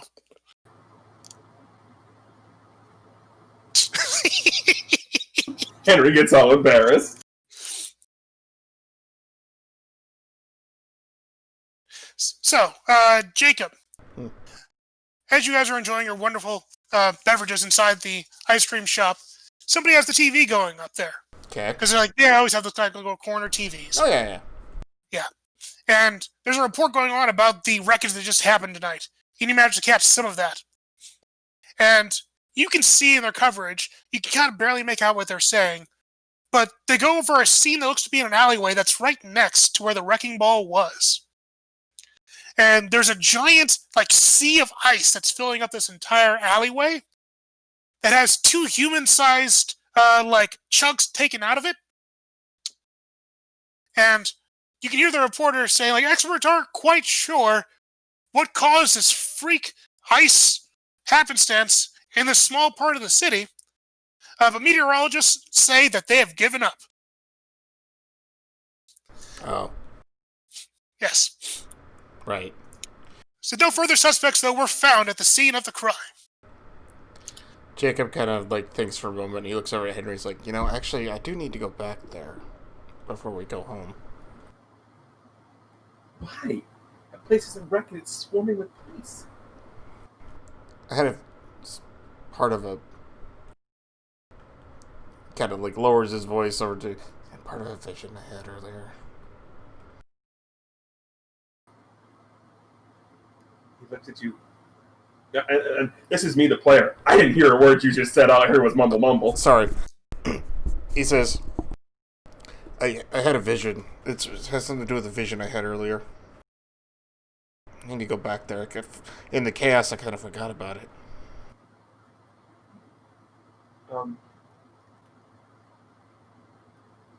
I can't stop you, but I don't think it's safe. I mean, the police are all there. It'll be fine.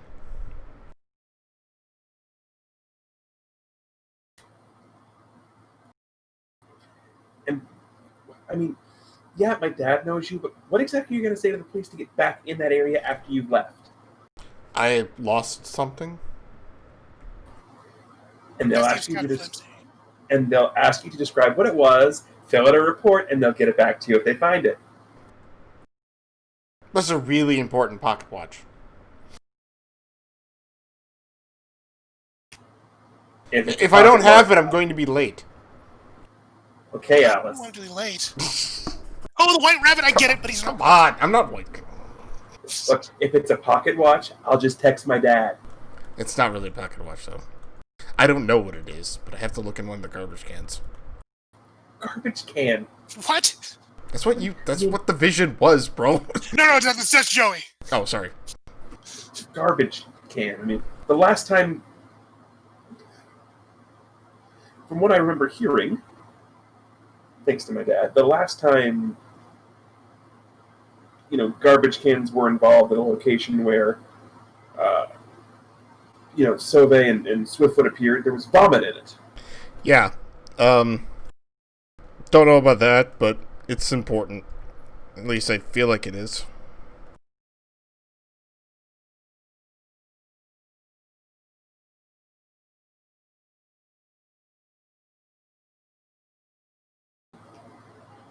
Like I said, I can't stop you, but I don't. I'd actually really appreciate if you could be there with me. You want us to come too? Yeah. I don't feel like it'd be a good idea to be alone on this right now. Because I don't know what's going to be there. But it's, as I said, it's important to my condition. I think. So let me just get normal person, Mm-hmm. normal rabbit with infection. Mm-hmm. Yes. If something goes wrong, what are we gonna do? All the baseball bats are still in the rubble, and I can't throw a punch. Nothing's gonna go wrong. The police are all there. It's not a big thing. Just gotta go there, check something, and then leave. I mean, what was in my vision can't possibly be inside there. What, you're gonna pull Penelope out of a trash can? No, myself, actually. At this point, Henry just looks and just puts his back of his hand on your forehead. Mm-hmm. Are you sick? I mean, yes, I am sick. I mean, like, do you have a fever? Because it sounds like a fever dream. I mean, I would totally agree with you if I didn't know that this stuff gives me visions already. I actually used it in... Well, never mind.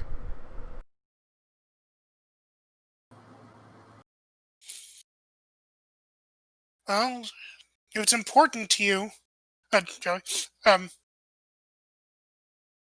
I think it's good to help him. Don't you, Henry? I mean, yes, but going back to the scene of devastation, where we've already been yelled at to leave, to search through a trash can where you're going to pull yourself out of a trash can. I'm sorry if this sounds like an episode of The Twilight Zone. It is hate kind that of, show! yeah. But I think the vision was telling me that there's something in there that's close to me.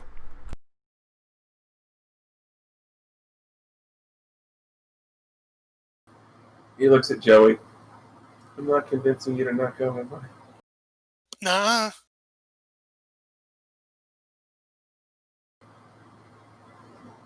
Then he looks for a second, looks back at Jacob, looks back at Joey, and then a little smile crosses his face. I think I'm going to need more convincing.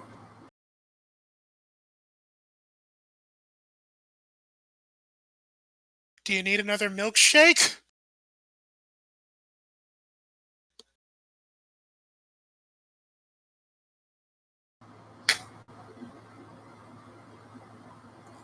You're lucky you're cute. Thank you. Now, is that the GM not picking up on the hint, or Joey just being oblivious? It is both. Okay. It's Joey being oblivious because the GM didn't pick up on the hint. Exactly. He wanted a kiss, I think. Bingo. Oh, right. Sorry. That's because I had an amazing idea, like when he said that immediately. Because as he says that, Jacob kind of like gets a sly grin on his face. He kind of looks over at Joey, just kind of gives like an eye wiggle thing. like, you don't need to tell me twice. And he goes and goes for a kiss on you. With his strawberry-colored lips. Because of the shake. Okay, fine, we can go. Yay! Good, because I was going to say, if you were going to make me kiss you, it was going to be very embarrassing. For who? I'm not actually sure. I think Joey.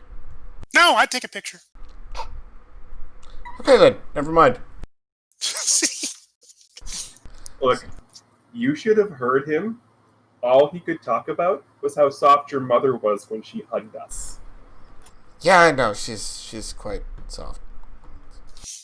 I hear that a lot from humans that hug her. I mean, honestly, I just have to know. I have to know one very important question. Sure. What do you guys use for hair care? Well, it's fur care, and it's it's called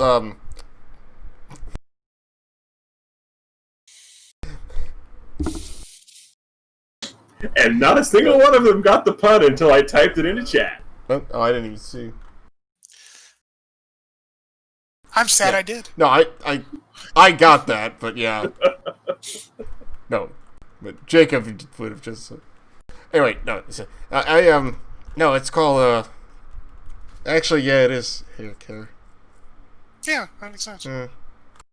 Anyway, Jacob stands up and well, the faster we do this, the better. Alrighty. That place is going to be teaming with the police for probably quite some time, and then construction people, and by then, whatever could be there could be gone. I hope the dance gets rescheduled. To be fair, the place got wrecked, which I think is the goal. Yeah. Yeah, but not to that extent. We didn't get a chance to dance. I mean, there's a jukebox over there, but I'm pretty sure that old Donnie doesn't want us dancing in here right now. Probably not. Not after what happened last time. Oh, you mean Yeah. the incident? Yeah. Oh, yeah. I forgot about that. Yeah. It's probably better if we don't. Yeah. Let's go. I mean, I couldn't have fried food for a week after that. I couldn't even look at a noodle. I definitely look at carrots differently nowadays.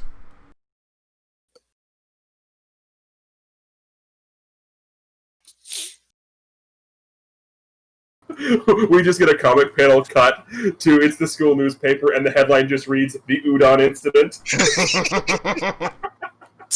Oh, we're gonna hold on to that. Yep. So you guys go back out to make your way back to the scene of the crime? Yep. Okay, so it is late in the evening. Because, I mean, it was the dance, it was late at night, all the action and commotion, all the drinking of shakes. So it's probably gonna be pretty late. I'd say maybe closest to 10. It's fine. Not quite. When you guys get there, and you notice the police presence has greatly died down. All the excitement is gone. Of course, none of the ambulances or any of the emergency vehicles are there anymore. That's all cleared out. Makes sense. Really, all that's there right now is there is like a small police patrol that has like some of the yellow caution tape at the front of the building. Mm-hmm. But it's actually pretty light detail, and it seems like most of them have cleared out. So, Jacob is trying to remember his vision, as the player is trying to remember his vision, and that's okay. And is trying to remember where in his vision that trash can was. Well, in your vision, the trash can was inside of the building. Right. Okay. So, Jacob's going to look for a way that he can try to sneak back in the building. Alright. It doesn't take you too long to basically find a nice big bowl-shaped hole on the side of the building. You can easily walk through, and that, oddly right now, isn't being watched. Perfect. Jacob's going to look over at Henry and Joey and just going to give a little shake of the head and go in that way. Joey, I'll actually be lookout, just in case. Okay. If any of the cops give you a hard time, just mention my name. I hope that will work. Okay. And I hope most of them like my dad.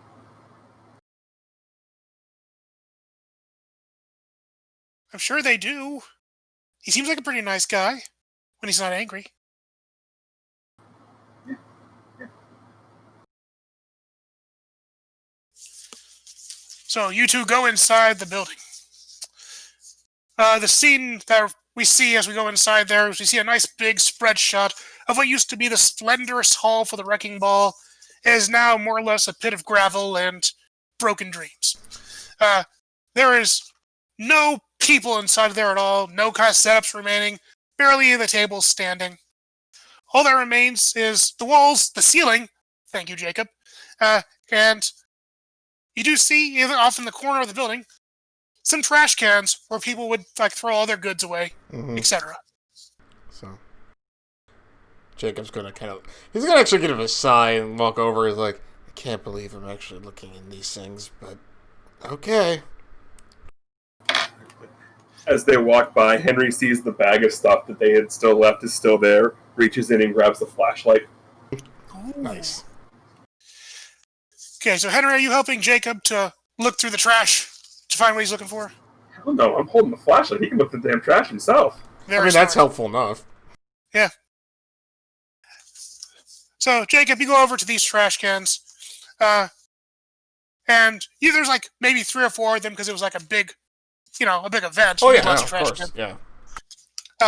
And you look at them, and immediately sticking out to your eye is there's one of the trash cans that does have a bright red apple that's sticking out, like sitting kind of on top of the trash. Like it was still thrown away, but you can see it very clearly. So that's the one Jacob immediately focuses on. As he looks and says, the apple was in my vision too.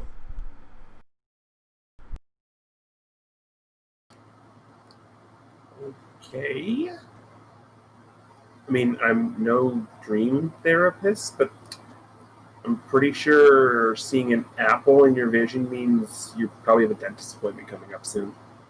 Well, I saw it again when everything was going on in here. I actually used my powers to have a vision. That's why the ceiling didn't collapse. Not that you guys were here, but Whoa.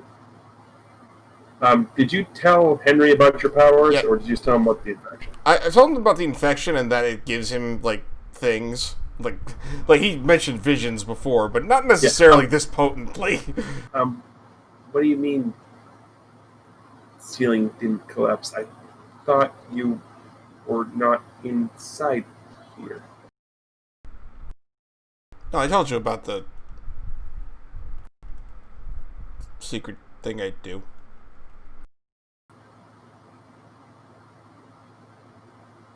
I thought you just told me that you had visions and someone infected you with something. Yeah. Been helping out, So what you're just telling me is that I just lied to my dad's face. No, you didn't know. Now I do. Now you do. Yes.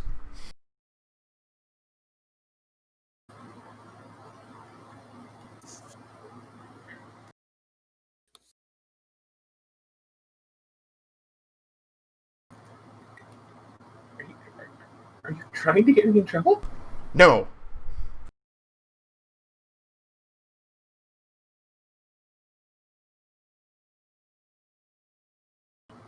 Okay.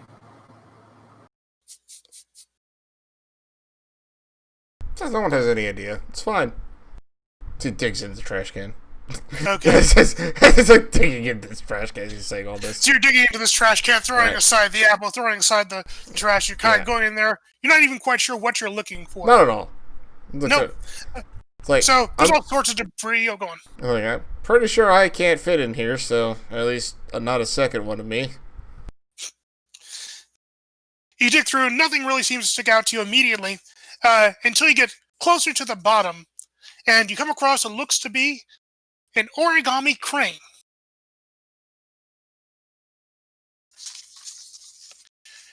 It definitely looks a lot different from all the other trash in the sense that it looks very deliberate and also very well made. So he's going to grab the crane. Is that what it Yeah. was? Origami crane. Yeah, it's a crane made out of paper. Gotcha. Folded paper, to be specific. Yeah, so he reaches in, grabs it, and kind of looks at it like, that's weird. And you unfold the paper. Well, yeah, of course. Great. When you unfold it, you see what appears to be a very long string of numbers and symbols and letters. And you recognize, after the things you've been through, this is a compound for a formula. This is what is it called? Formula compound? Yeah, one of those, yeah. Yes. So Jacob immediately takes his cell phone out and takes a picture of it. And you can see at the end of this formula, there's a little equal sign followed by the delta symbol. So yeah, as I said, he gets a good picture of this thing, and he immediately texts it to Dr. Collins. And as he and Henry would see that, so he can't obviously go like white because it's fur or whatnot, but the membranes of his ear and whatnot all lose all of their color as he's just staring at this paper.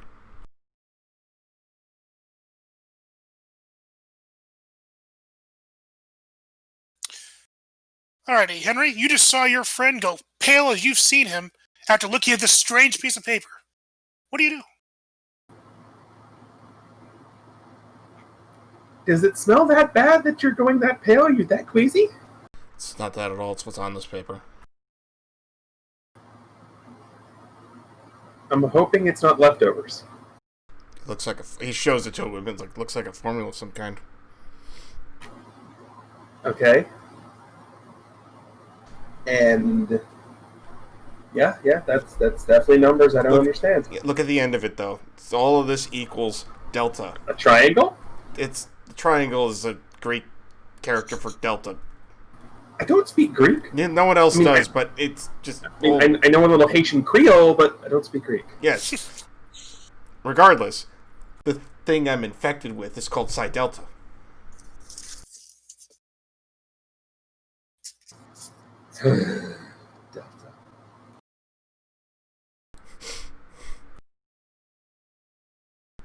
Delta. Delta. Can I help you? You always know these obscure songs, I just don't. That's not even a song, it's just a thing. And I literally sighed and then said Delta. Yeah. Oh, Yeah. So, you find this formula here, you texted it over to Dr. Collins. You have not gotten a response yet. Well, it's getting late, I don't necessarily think so, but he's going to Yeah. fold up the paper nicely, put it into his pocket, and put his phone back in his pocket, whatever, and be like, alright, let's get out of here. I think that's all I need to find.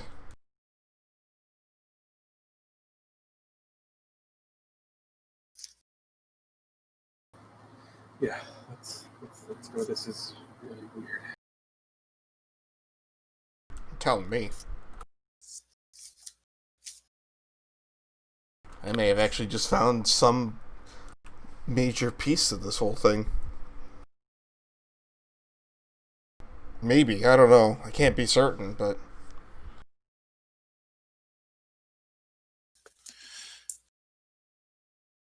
I mean,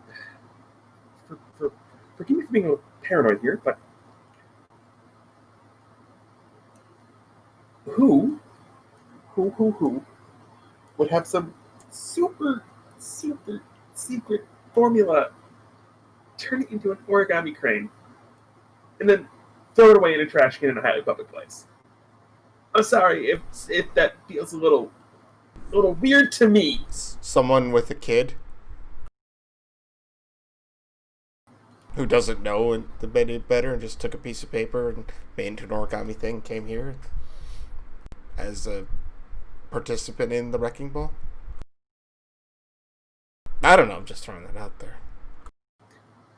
Okay, you know the wrecking ball's for high school students only? Yeah. You mean No you one didn't at make school origami things as a high school student? I can barely make a paper airplane. Oh. It's kind of a hobby.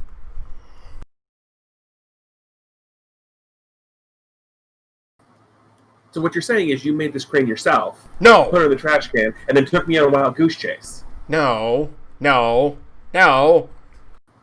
what you just said. No, I just said I kind of try my hand at origami every now and again. Not this thing. I'm not good enough for this thing yet. Well, what this was. Trying, though. You know how hard it is to do with fur in your hands, though?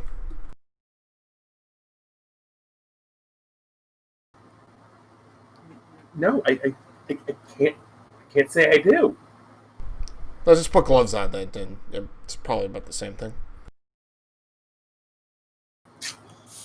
Yeah, no.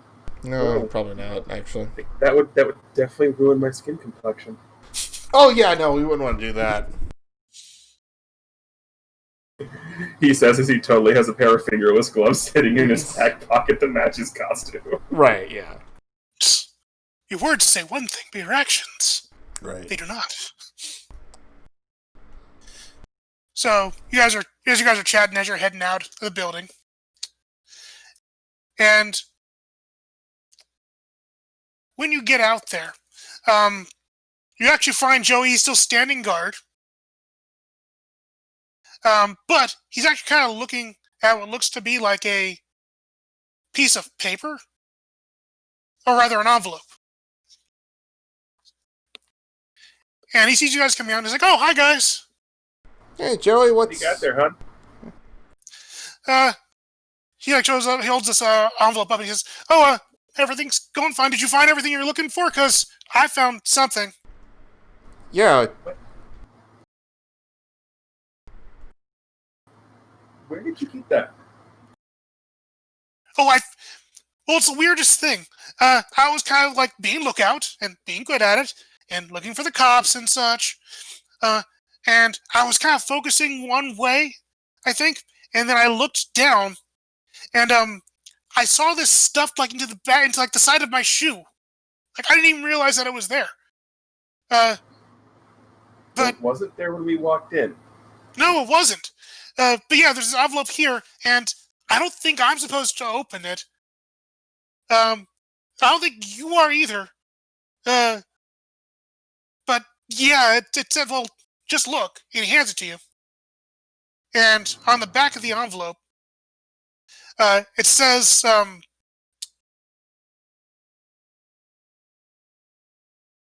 to the kids who are not afraid to do right.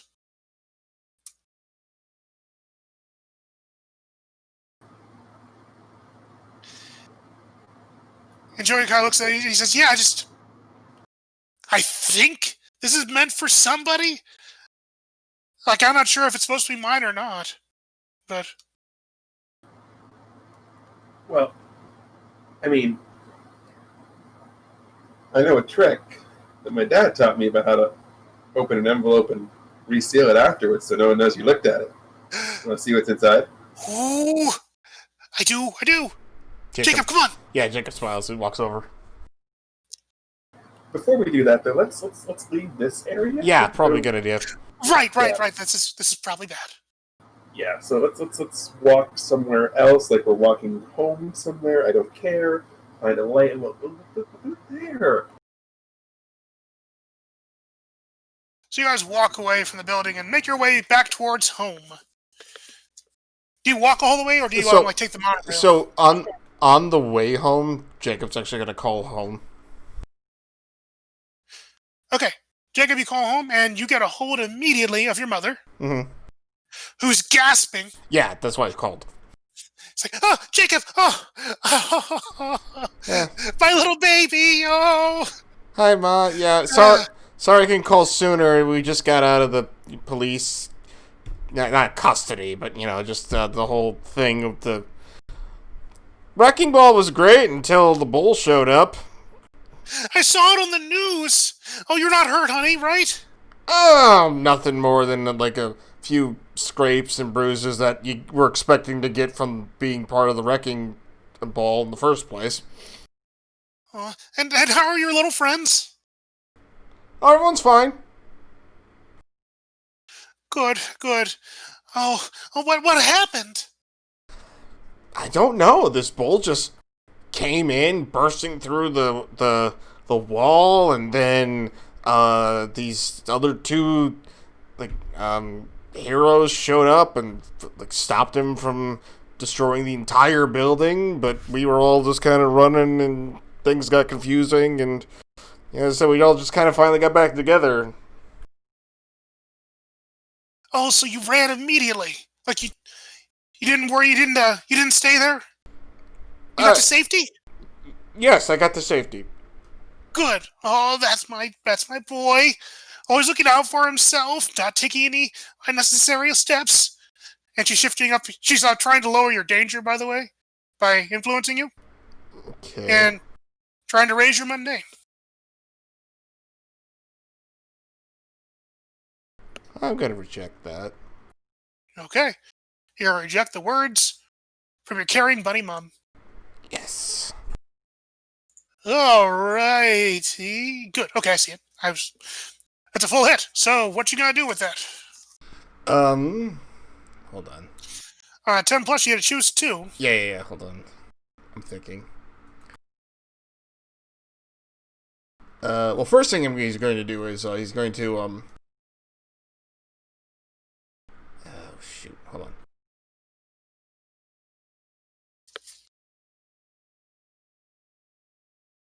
All right. I'm going to immediately act to prove them wrong. I'm going to say, he's going to say, "Well, Ma, I did make sure that my friends were out first before I got out of there." Oh, I'm sure you did, honey. I didn't say you abandoned him. He totally did. Yeah, totally. We're safe because of him. Right. And then And then you just get the look between Joey and Henry, just the nod, like, "Yep, overprotective mom. We know this one." yeah. And then I'm going to cancel her influence and take +1 forward against her. You're taking +1 forward against your mom? And canceling her influence. My goodness. It's not the first time he's done this. Yeah, I know. I mean, he the player, not he the character. Okay. Because, like, Alex did it the first time I tried this. Right. That's true. Alex had a fun mom. I hated doing that voice, but I committed to it. I loved you doing that voice, even if it was awful. Right. Okay, so you tell your mom this, and she goes, "Oh well, okay, honey. I didn't mean to imply anything. I'm just happy that you're safe. I care about you." I know. Now it's getting late. You on your way home? Actually, kind of hanging Jacob? out.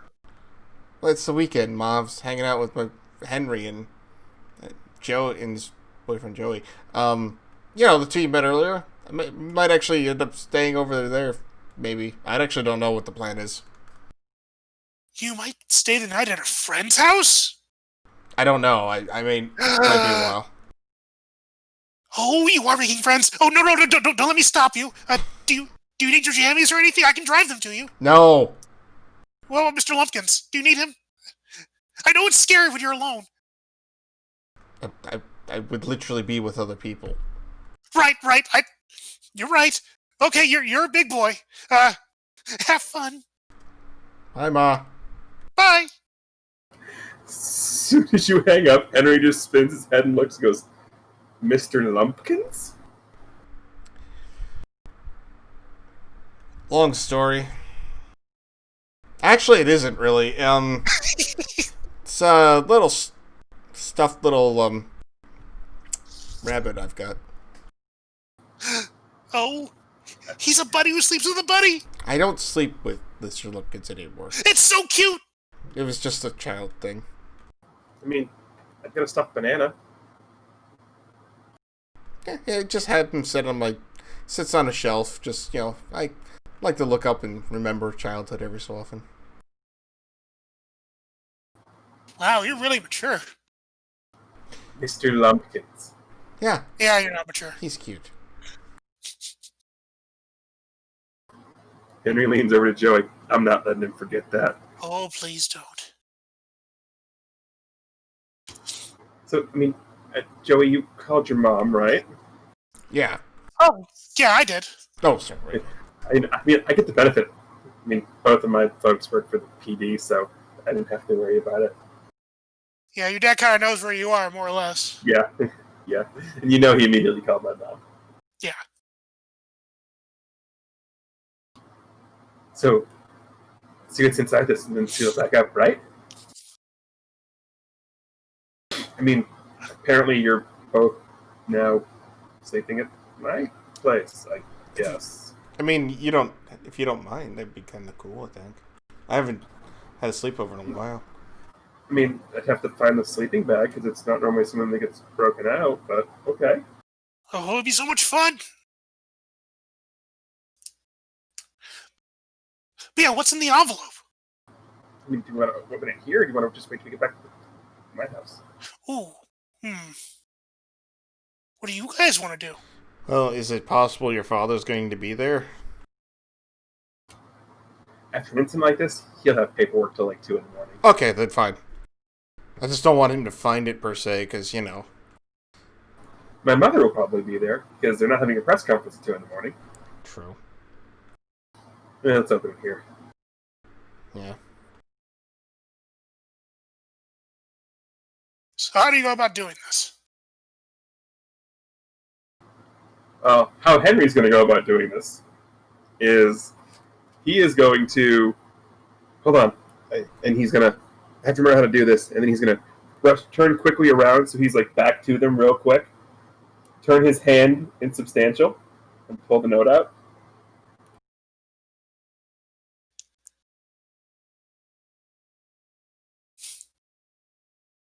So you do this. You pull out this note, because, I mean, it's a parlor trick. I think it's fine. Exactly. It's exactly what he's doing. You're pulling this note out of there, and Joey doesn't get a C to it, even though he's trying. He's trying to, like, look around. Oh, how'd you do it? A magician never reveals his secrets. Come on. Aww. We'll just make it up to you. Give him a little kiss on the cheek. All right. I just ain't telling you, Jacob.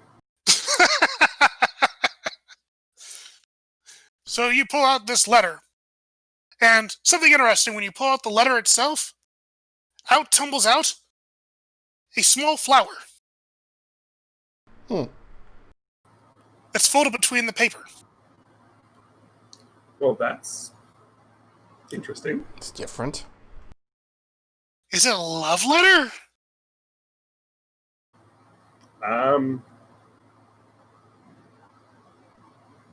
I hope not.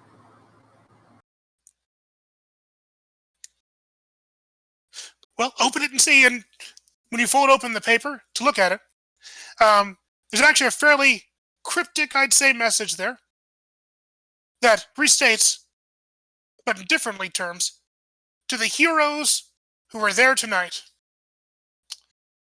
The world may say that you're too young to do good, but the real heroes know differently. I watched your exploits. You did well, but you could do better. I can make you better. If you're interested, go to this address at this time. If you're not, then don't let me catch you on a bad night. And where the signature would be, there is an imprint, a small one, of a flower, which you would probably recognize as a nightshade.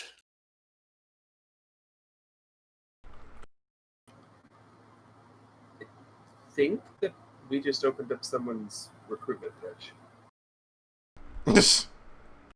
Recruitment for what? Well, not sure how much you know about heroes in the city, but Joey, question. Yeah? Which hero in the city has an emblem that's a nightshade? Ooh, I know this one! Okay, it's Nightshade. Nightshade! Oh, Nightshade was in my shoe! Oh! That's weird. Very weird. Anywho, what does that mean? Oh, jeez, who is he for? Who is this for?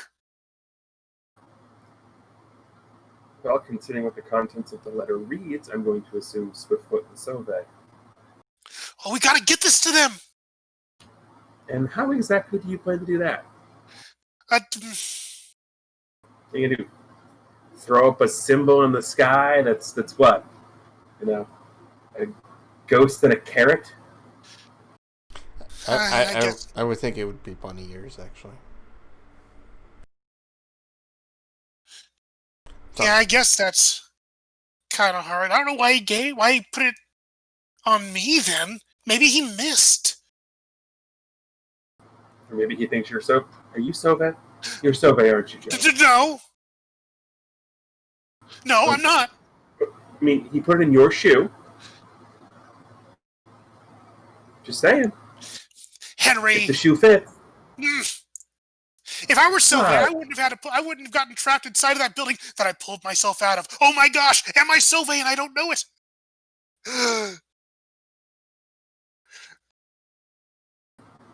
Oh, what's his address? He looks at the address real quick. Oh. No, that's stupid. That doesn't make any sense. Jacob makes sure he gets a good look at the address as he burns it to memory. Well, Henry's going to put the flower back in, fold the paper up, turn his back in, parlor trick it back in, and then hold it up. See? Look. Like it was never open. Well, now we just got to find a way to get it to those guys. I mean, I'm sure we'll find a way, but right now I think going home is the best option because we get a key. Yeah, after all that, I do. Okay. Well, if they come and save us again, we can get this to them. So you're just going to keep that on you at all times. Just on the off chance that two random people in the city of however many people are here are going to randomly show up at the same time you are, and you are not going to be panicked enough so you can conjure the, oh, hey, here, I have a recruitment letter for you. Okay, well. Do you know how crazy that sounds? Yeah, it's pretty crazy. Not to mention, this seems like it's got a timeline to it of some kind. True. Yeah. I mean, unless, of course, you are Sove and you're just lying to us. But I don't know if I am. What if it's like one of those Jekyll and Hyde things where, like, it just turns on and suddenly I'm him, and you tell me if that were the case, right? I mean, unless your alternate side of you is trying to hide who you are.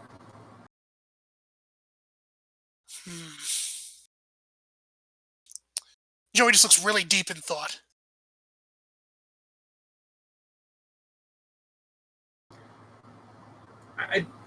Joey, I think there's an easy way to tell if you're Sove. Oh, what's that? He holds his hand up. Throw a punch.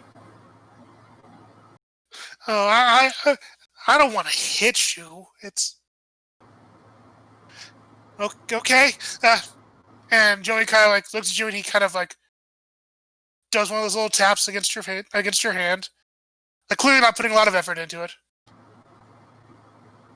Are you trying to prove you are or you aren't Sove? It's hard for me to punch you, okay? Fine, I'll try. Okay. Joey, it's my hand. It's not gonna hurt. Promise. I don't want to break it. You won't break my hand. Okay. So Joey takes a deep breath and he winds up and he goes to punch your hand. And it's not a very good punch. Looks at Jacob. Yeah, no, he's definitely not Sove. Yeah, probably not. If I were Sylvie, I could hang out with Swiftfoot, and that'd be cool. Henry does the little cough as he covers his mouth as he's smirking at that one. Right. Jacob kind of does a little bit too, but it's like... All right, fine. We'll just do whatever with the letter, then. I hope they get it. I mean, you seem really excited just to want to hang out with heroes. Why? Well, because they're really cool. They're gonna have the cool costumes. They're gonna save people. They're gonna make a big difference. Great. I'm never telling you when I run into Sove because from when you're talking, you're going to cheat on me. I would not. He Besides, don't. he hesitated at that. I think he You might. totally did. I mean, to be fair, I mean, have you seen the pictures? I mean, it is spandex. It's It not is. bad. I mean, we always have that rule, right? Like, we each get one?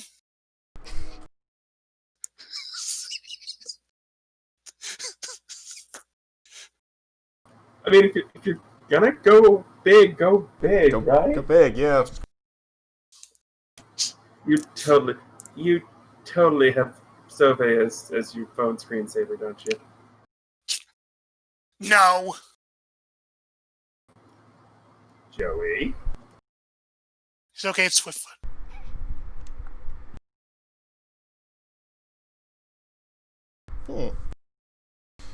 Human and rabbit, huh?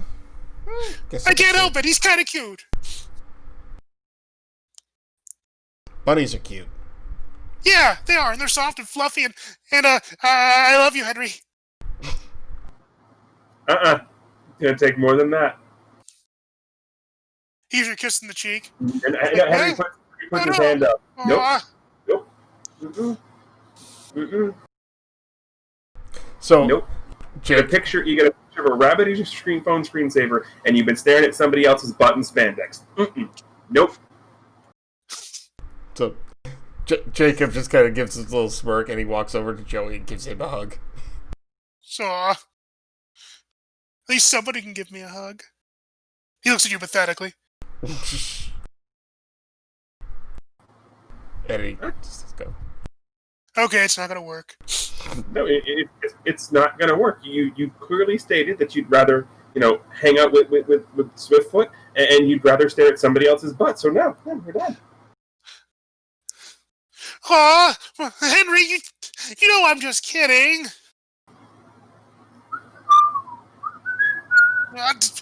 Jacob, tell him I'm kidding. I don't know if you are. I mean, you seem to really like my hugging you, even though I don't. That's not fair.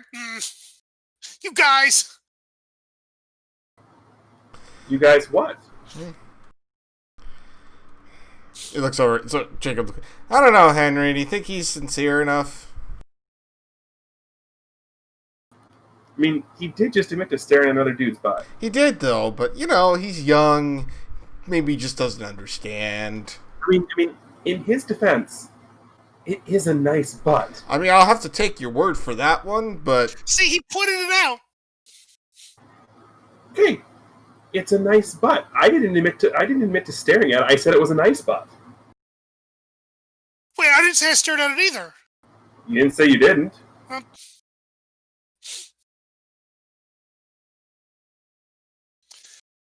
And George kind of looks out at his shoelaces. So he's got to look down. So Henry sort of lays down and does the scoot up, so he's looking right up at him. Aw. What? Why are you looking down? Because I'm embarrassed. Because why? You're staring at some dude's butt in spandex? Yeah. It's a very important question I need to ask. What's that? Was it a nice butt? Not as nice as yours? I don't want you to give me the answer you think I want to hear. I want you to give me the answer. Oh, sorry. Was it a nice butt? Yes, it was nice. Okay. Okay. And for the record, I still like yours better, so there. He looks up and smiles. What if I told you it was my butt? He just kind of laughs at you. Wait, you don't think my butt can look that good in spandex? I mean, it could, but I mean, that's Sove, and you are not Sove. But what if I told you I was? Well, I'd have to wonder when you punch wimpier than I do. And we can barely speak up in class, and he can do the whole hero speech stuff. So you wouldn't believe me if I told you I was Silva. Not at all. Jacob, would you believe me? If you were to sit here and say, I am Sove, I probably would. I'd maybe want to see some evidence, but sure, I would believe you. He says that in a manner that's like he's not actually expecting you to say it. He's trying to play along with you and Joey is what he thinks he's doing. So even if I said I'm Sove, you would need proof that I was, which makes sense, right? Right. I mean, just a little bit. Maybe seeing that, you and spandex could help. That would help. Of course you want to see me in spandex. It's no bias. It's a good bias. Piano, if you did say you were Sove, you'd need to show some proof. Like, you need to fly, or do ghost stuff, or whatever it is that he does. At this point, they've reached the door to the apartment place they live and go, right. Well, I mean, we're here. And Henry is under the assumption, just because his mother isn't doing a press conference, she knows he's at the station. Mm-hmm. She's at the station helping with the paperwork. So he knows it's just his brother at home at this point, so he knows he can continue the conversation inside, because Michael already knows. Indeed. Right. So they walk in. So, I mean, I guess the question would be, what kind of proof would you need? I mean, aside from the obvious spandex. Who are you asking with that question? I'm asking Henry. I'm asking Jacob and Joey. Jacob just kind of like shrugs, like, I don't know, just that incorporeal thing, or even just that invisible voice thing that he does. He's really good at it too. That's right. Hey, Michael. Michael comes actually running in, not too long after you get in, saying, Oh, Henry! Oh, man, I saw you on TV and you were doing... you were getting away safely. He looks and goes, he smiles and goes, would that type of proof help? Jacob kind of like looks at Henry and then looks over at Michael, looks back at Henry, like, wait, Henry, what are you actually saying right now? Exactly what I've been trying to say for the past 5 minutes. Joey looks over at you. Wait. Are you... Was I saved by... Michael, would you please fill in the blanks, because they obviously can't play a game nicely. Can you just tell them? I got permission? I mean, unless you want to see them suffer, because I am kind of enjoying this. No, I do, but... So he kind of looks at you guys. Jacob's already realized that you said he's like in shock. So Michael kind of stands up proudly, and he says, yeah, my brother's awesome. My brother's Sove. And on that, that's going to be the last panel. But before that, I do have the mask abilities when I reveal my identity to people who don't know. I get to mark potential. Twice. Ooh, sweet. Yeah, Joey and that gets me an influence, and that gets me an advance. Nice. Totally was setting that up for the advance. I figured as much. It's a good setup for a closing panel, too. Yeah. Alrighty, so on that's where we're going to end our panel for comic for the evening. Except on the very back, there is actually a couple more panels. We see a shadowy alley as we see ice-covered footprints from two thugs that are still shaking off remnants of their encounter with Perry. And they're running towards a shadowed figure who has very thick glasses that we can see sticking out of the silhouette. And they're handing her what appears to be sort of a mangled version of Perry's weather device, the prototype that he had tried to stop them from getting before in the previous issue. This person takes the device, and we can see in the panel her long manicured fingernails and a smile as she says, "Now, we can finally start the test." And that is where the bookend will occur. So, thank you guys very much for joining us tonight. Again, this was BCC, Emerald City, with OPT Lawyer, TGE, and I'm your GM, Chameleon Ice. Thank you for coming, everybody.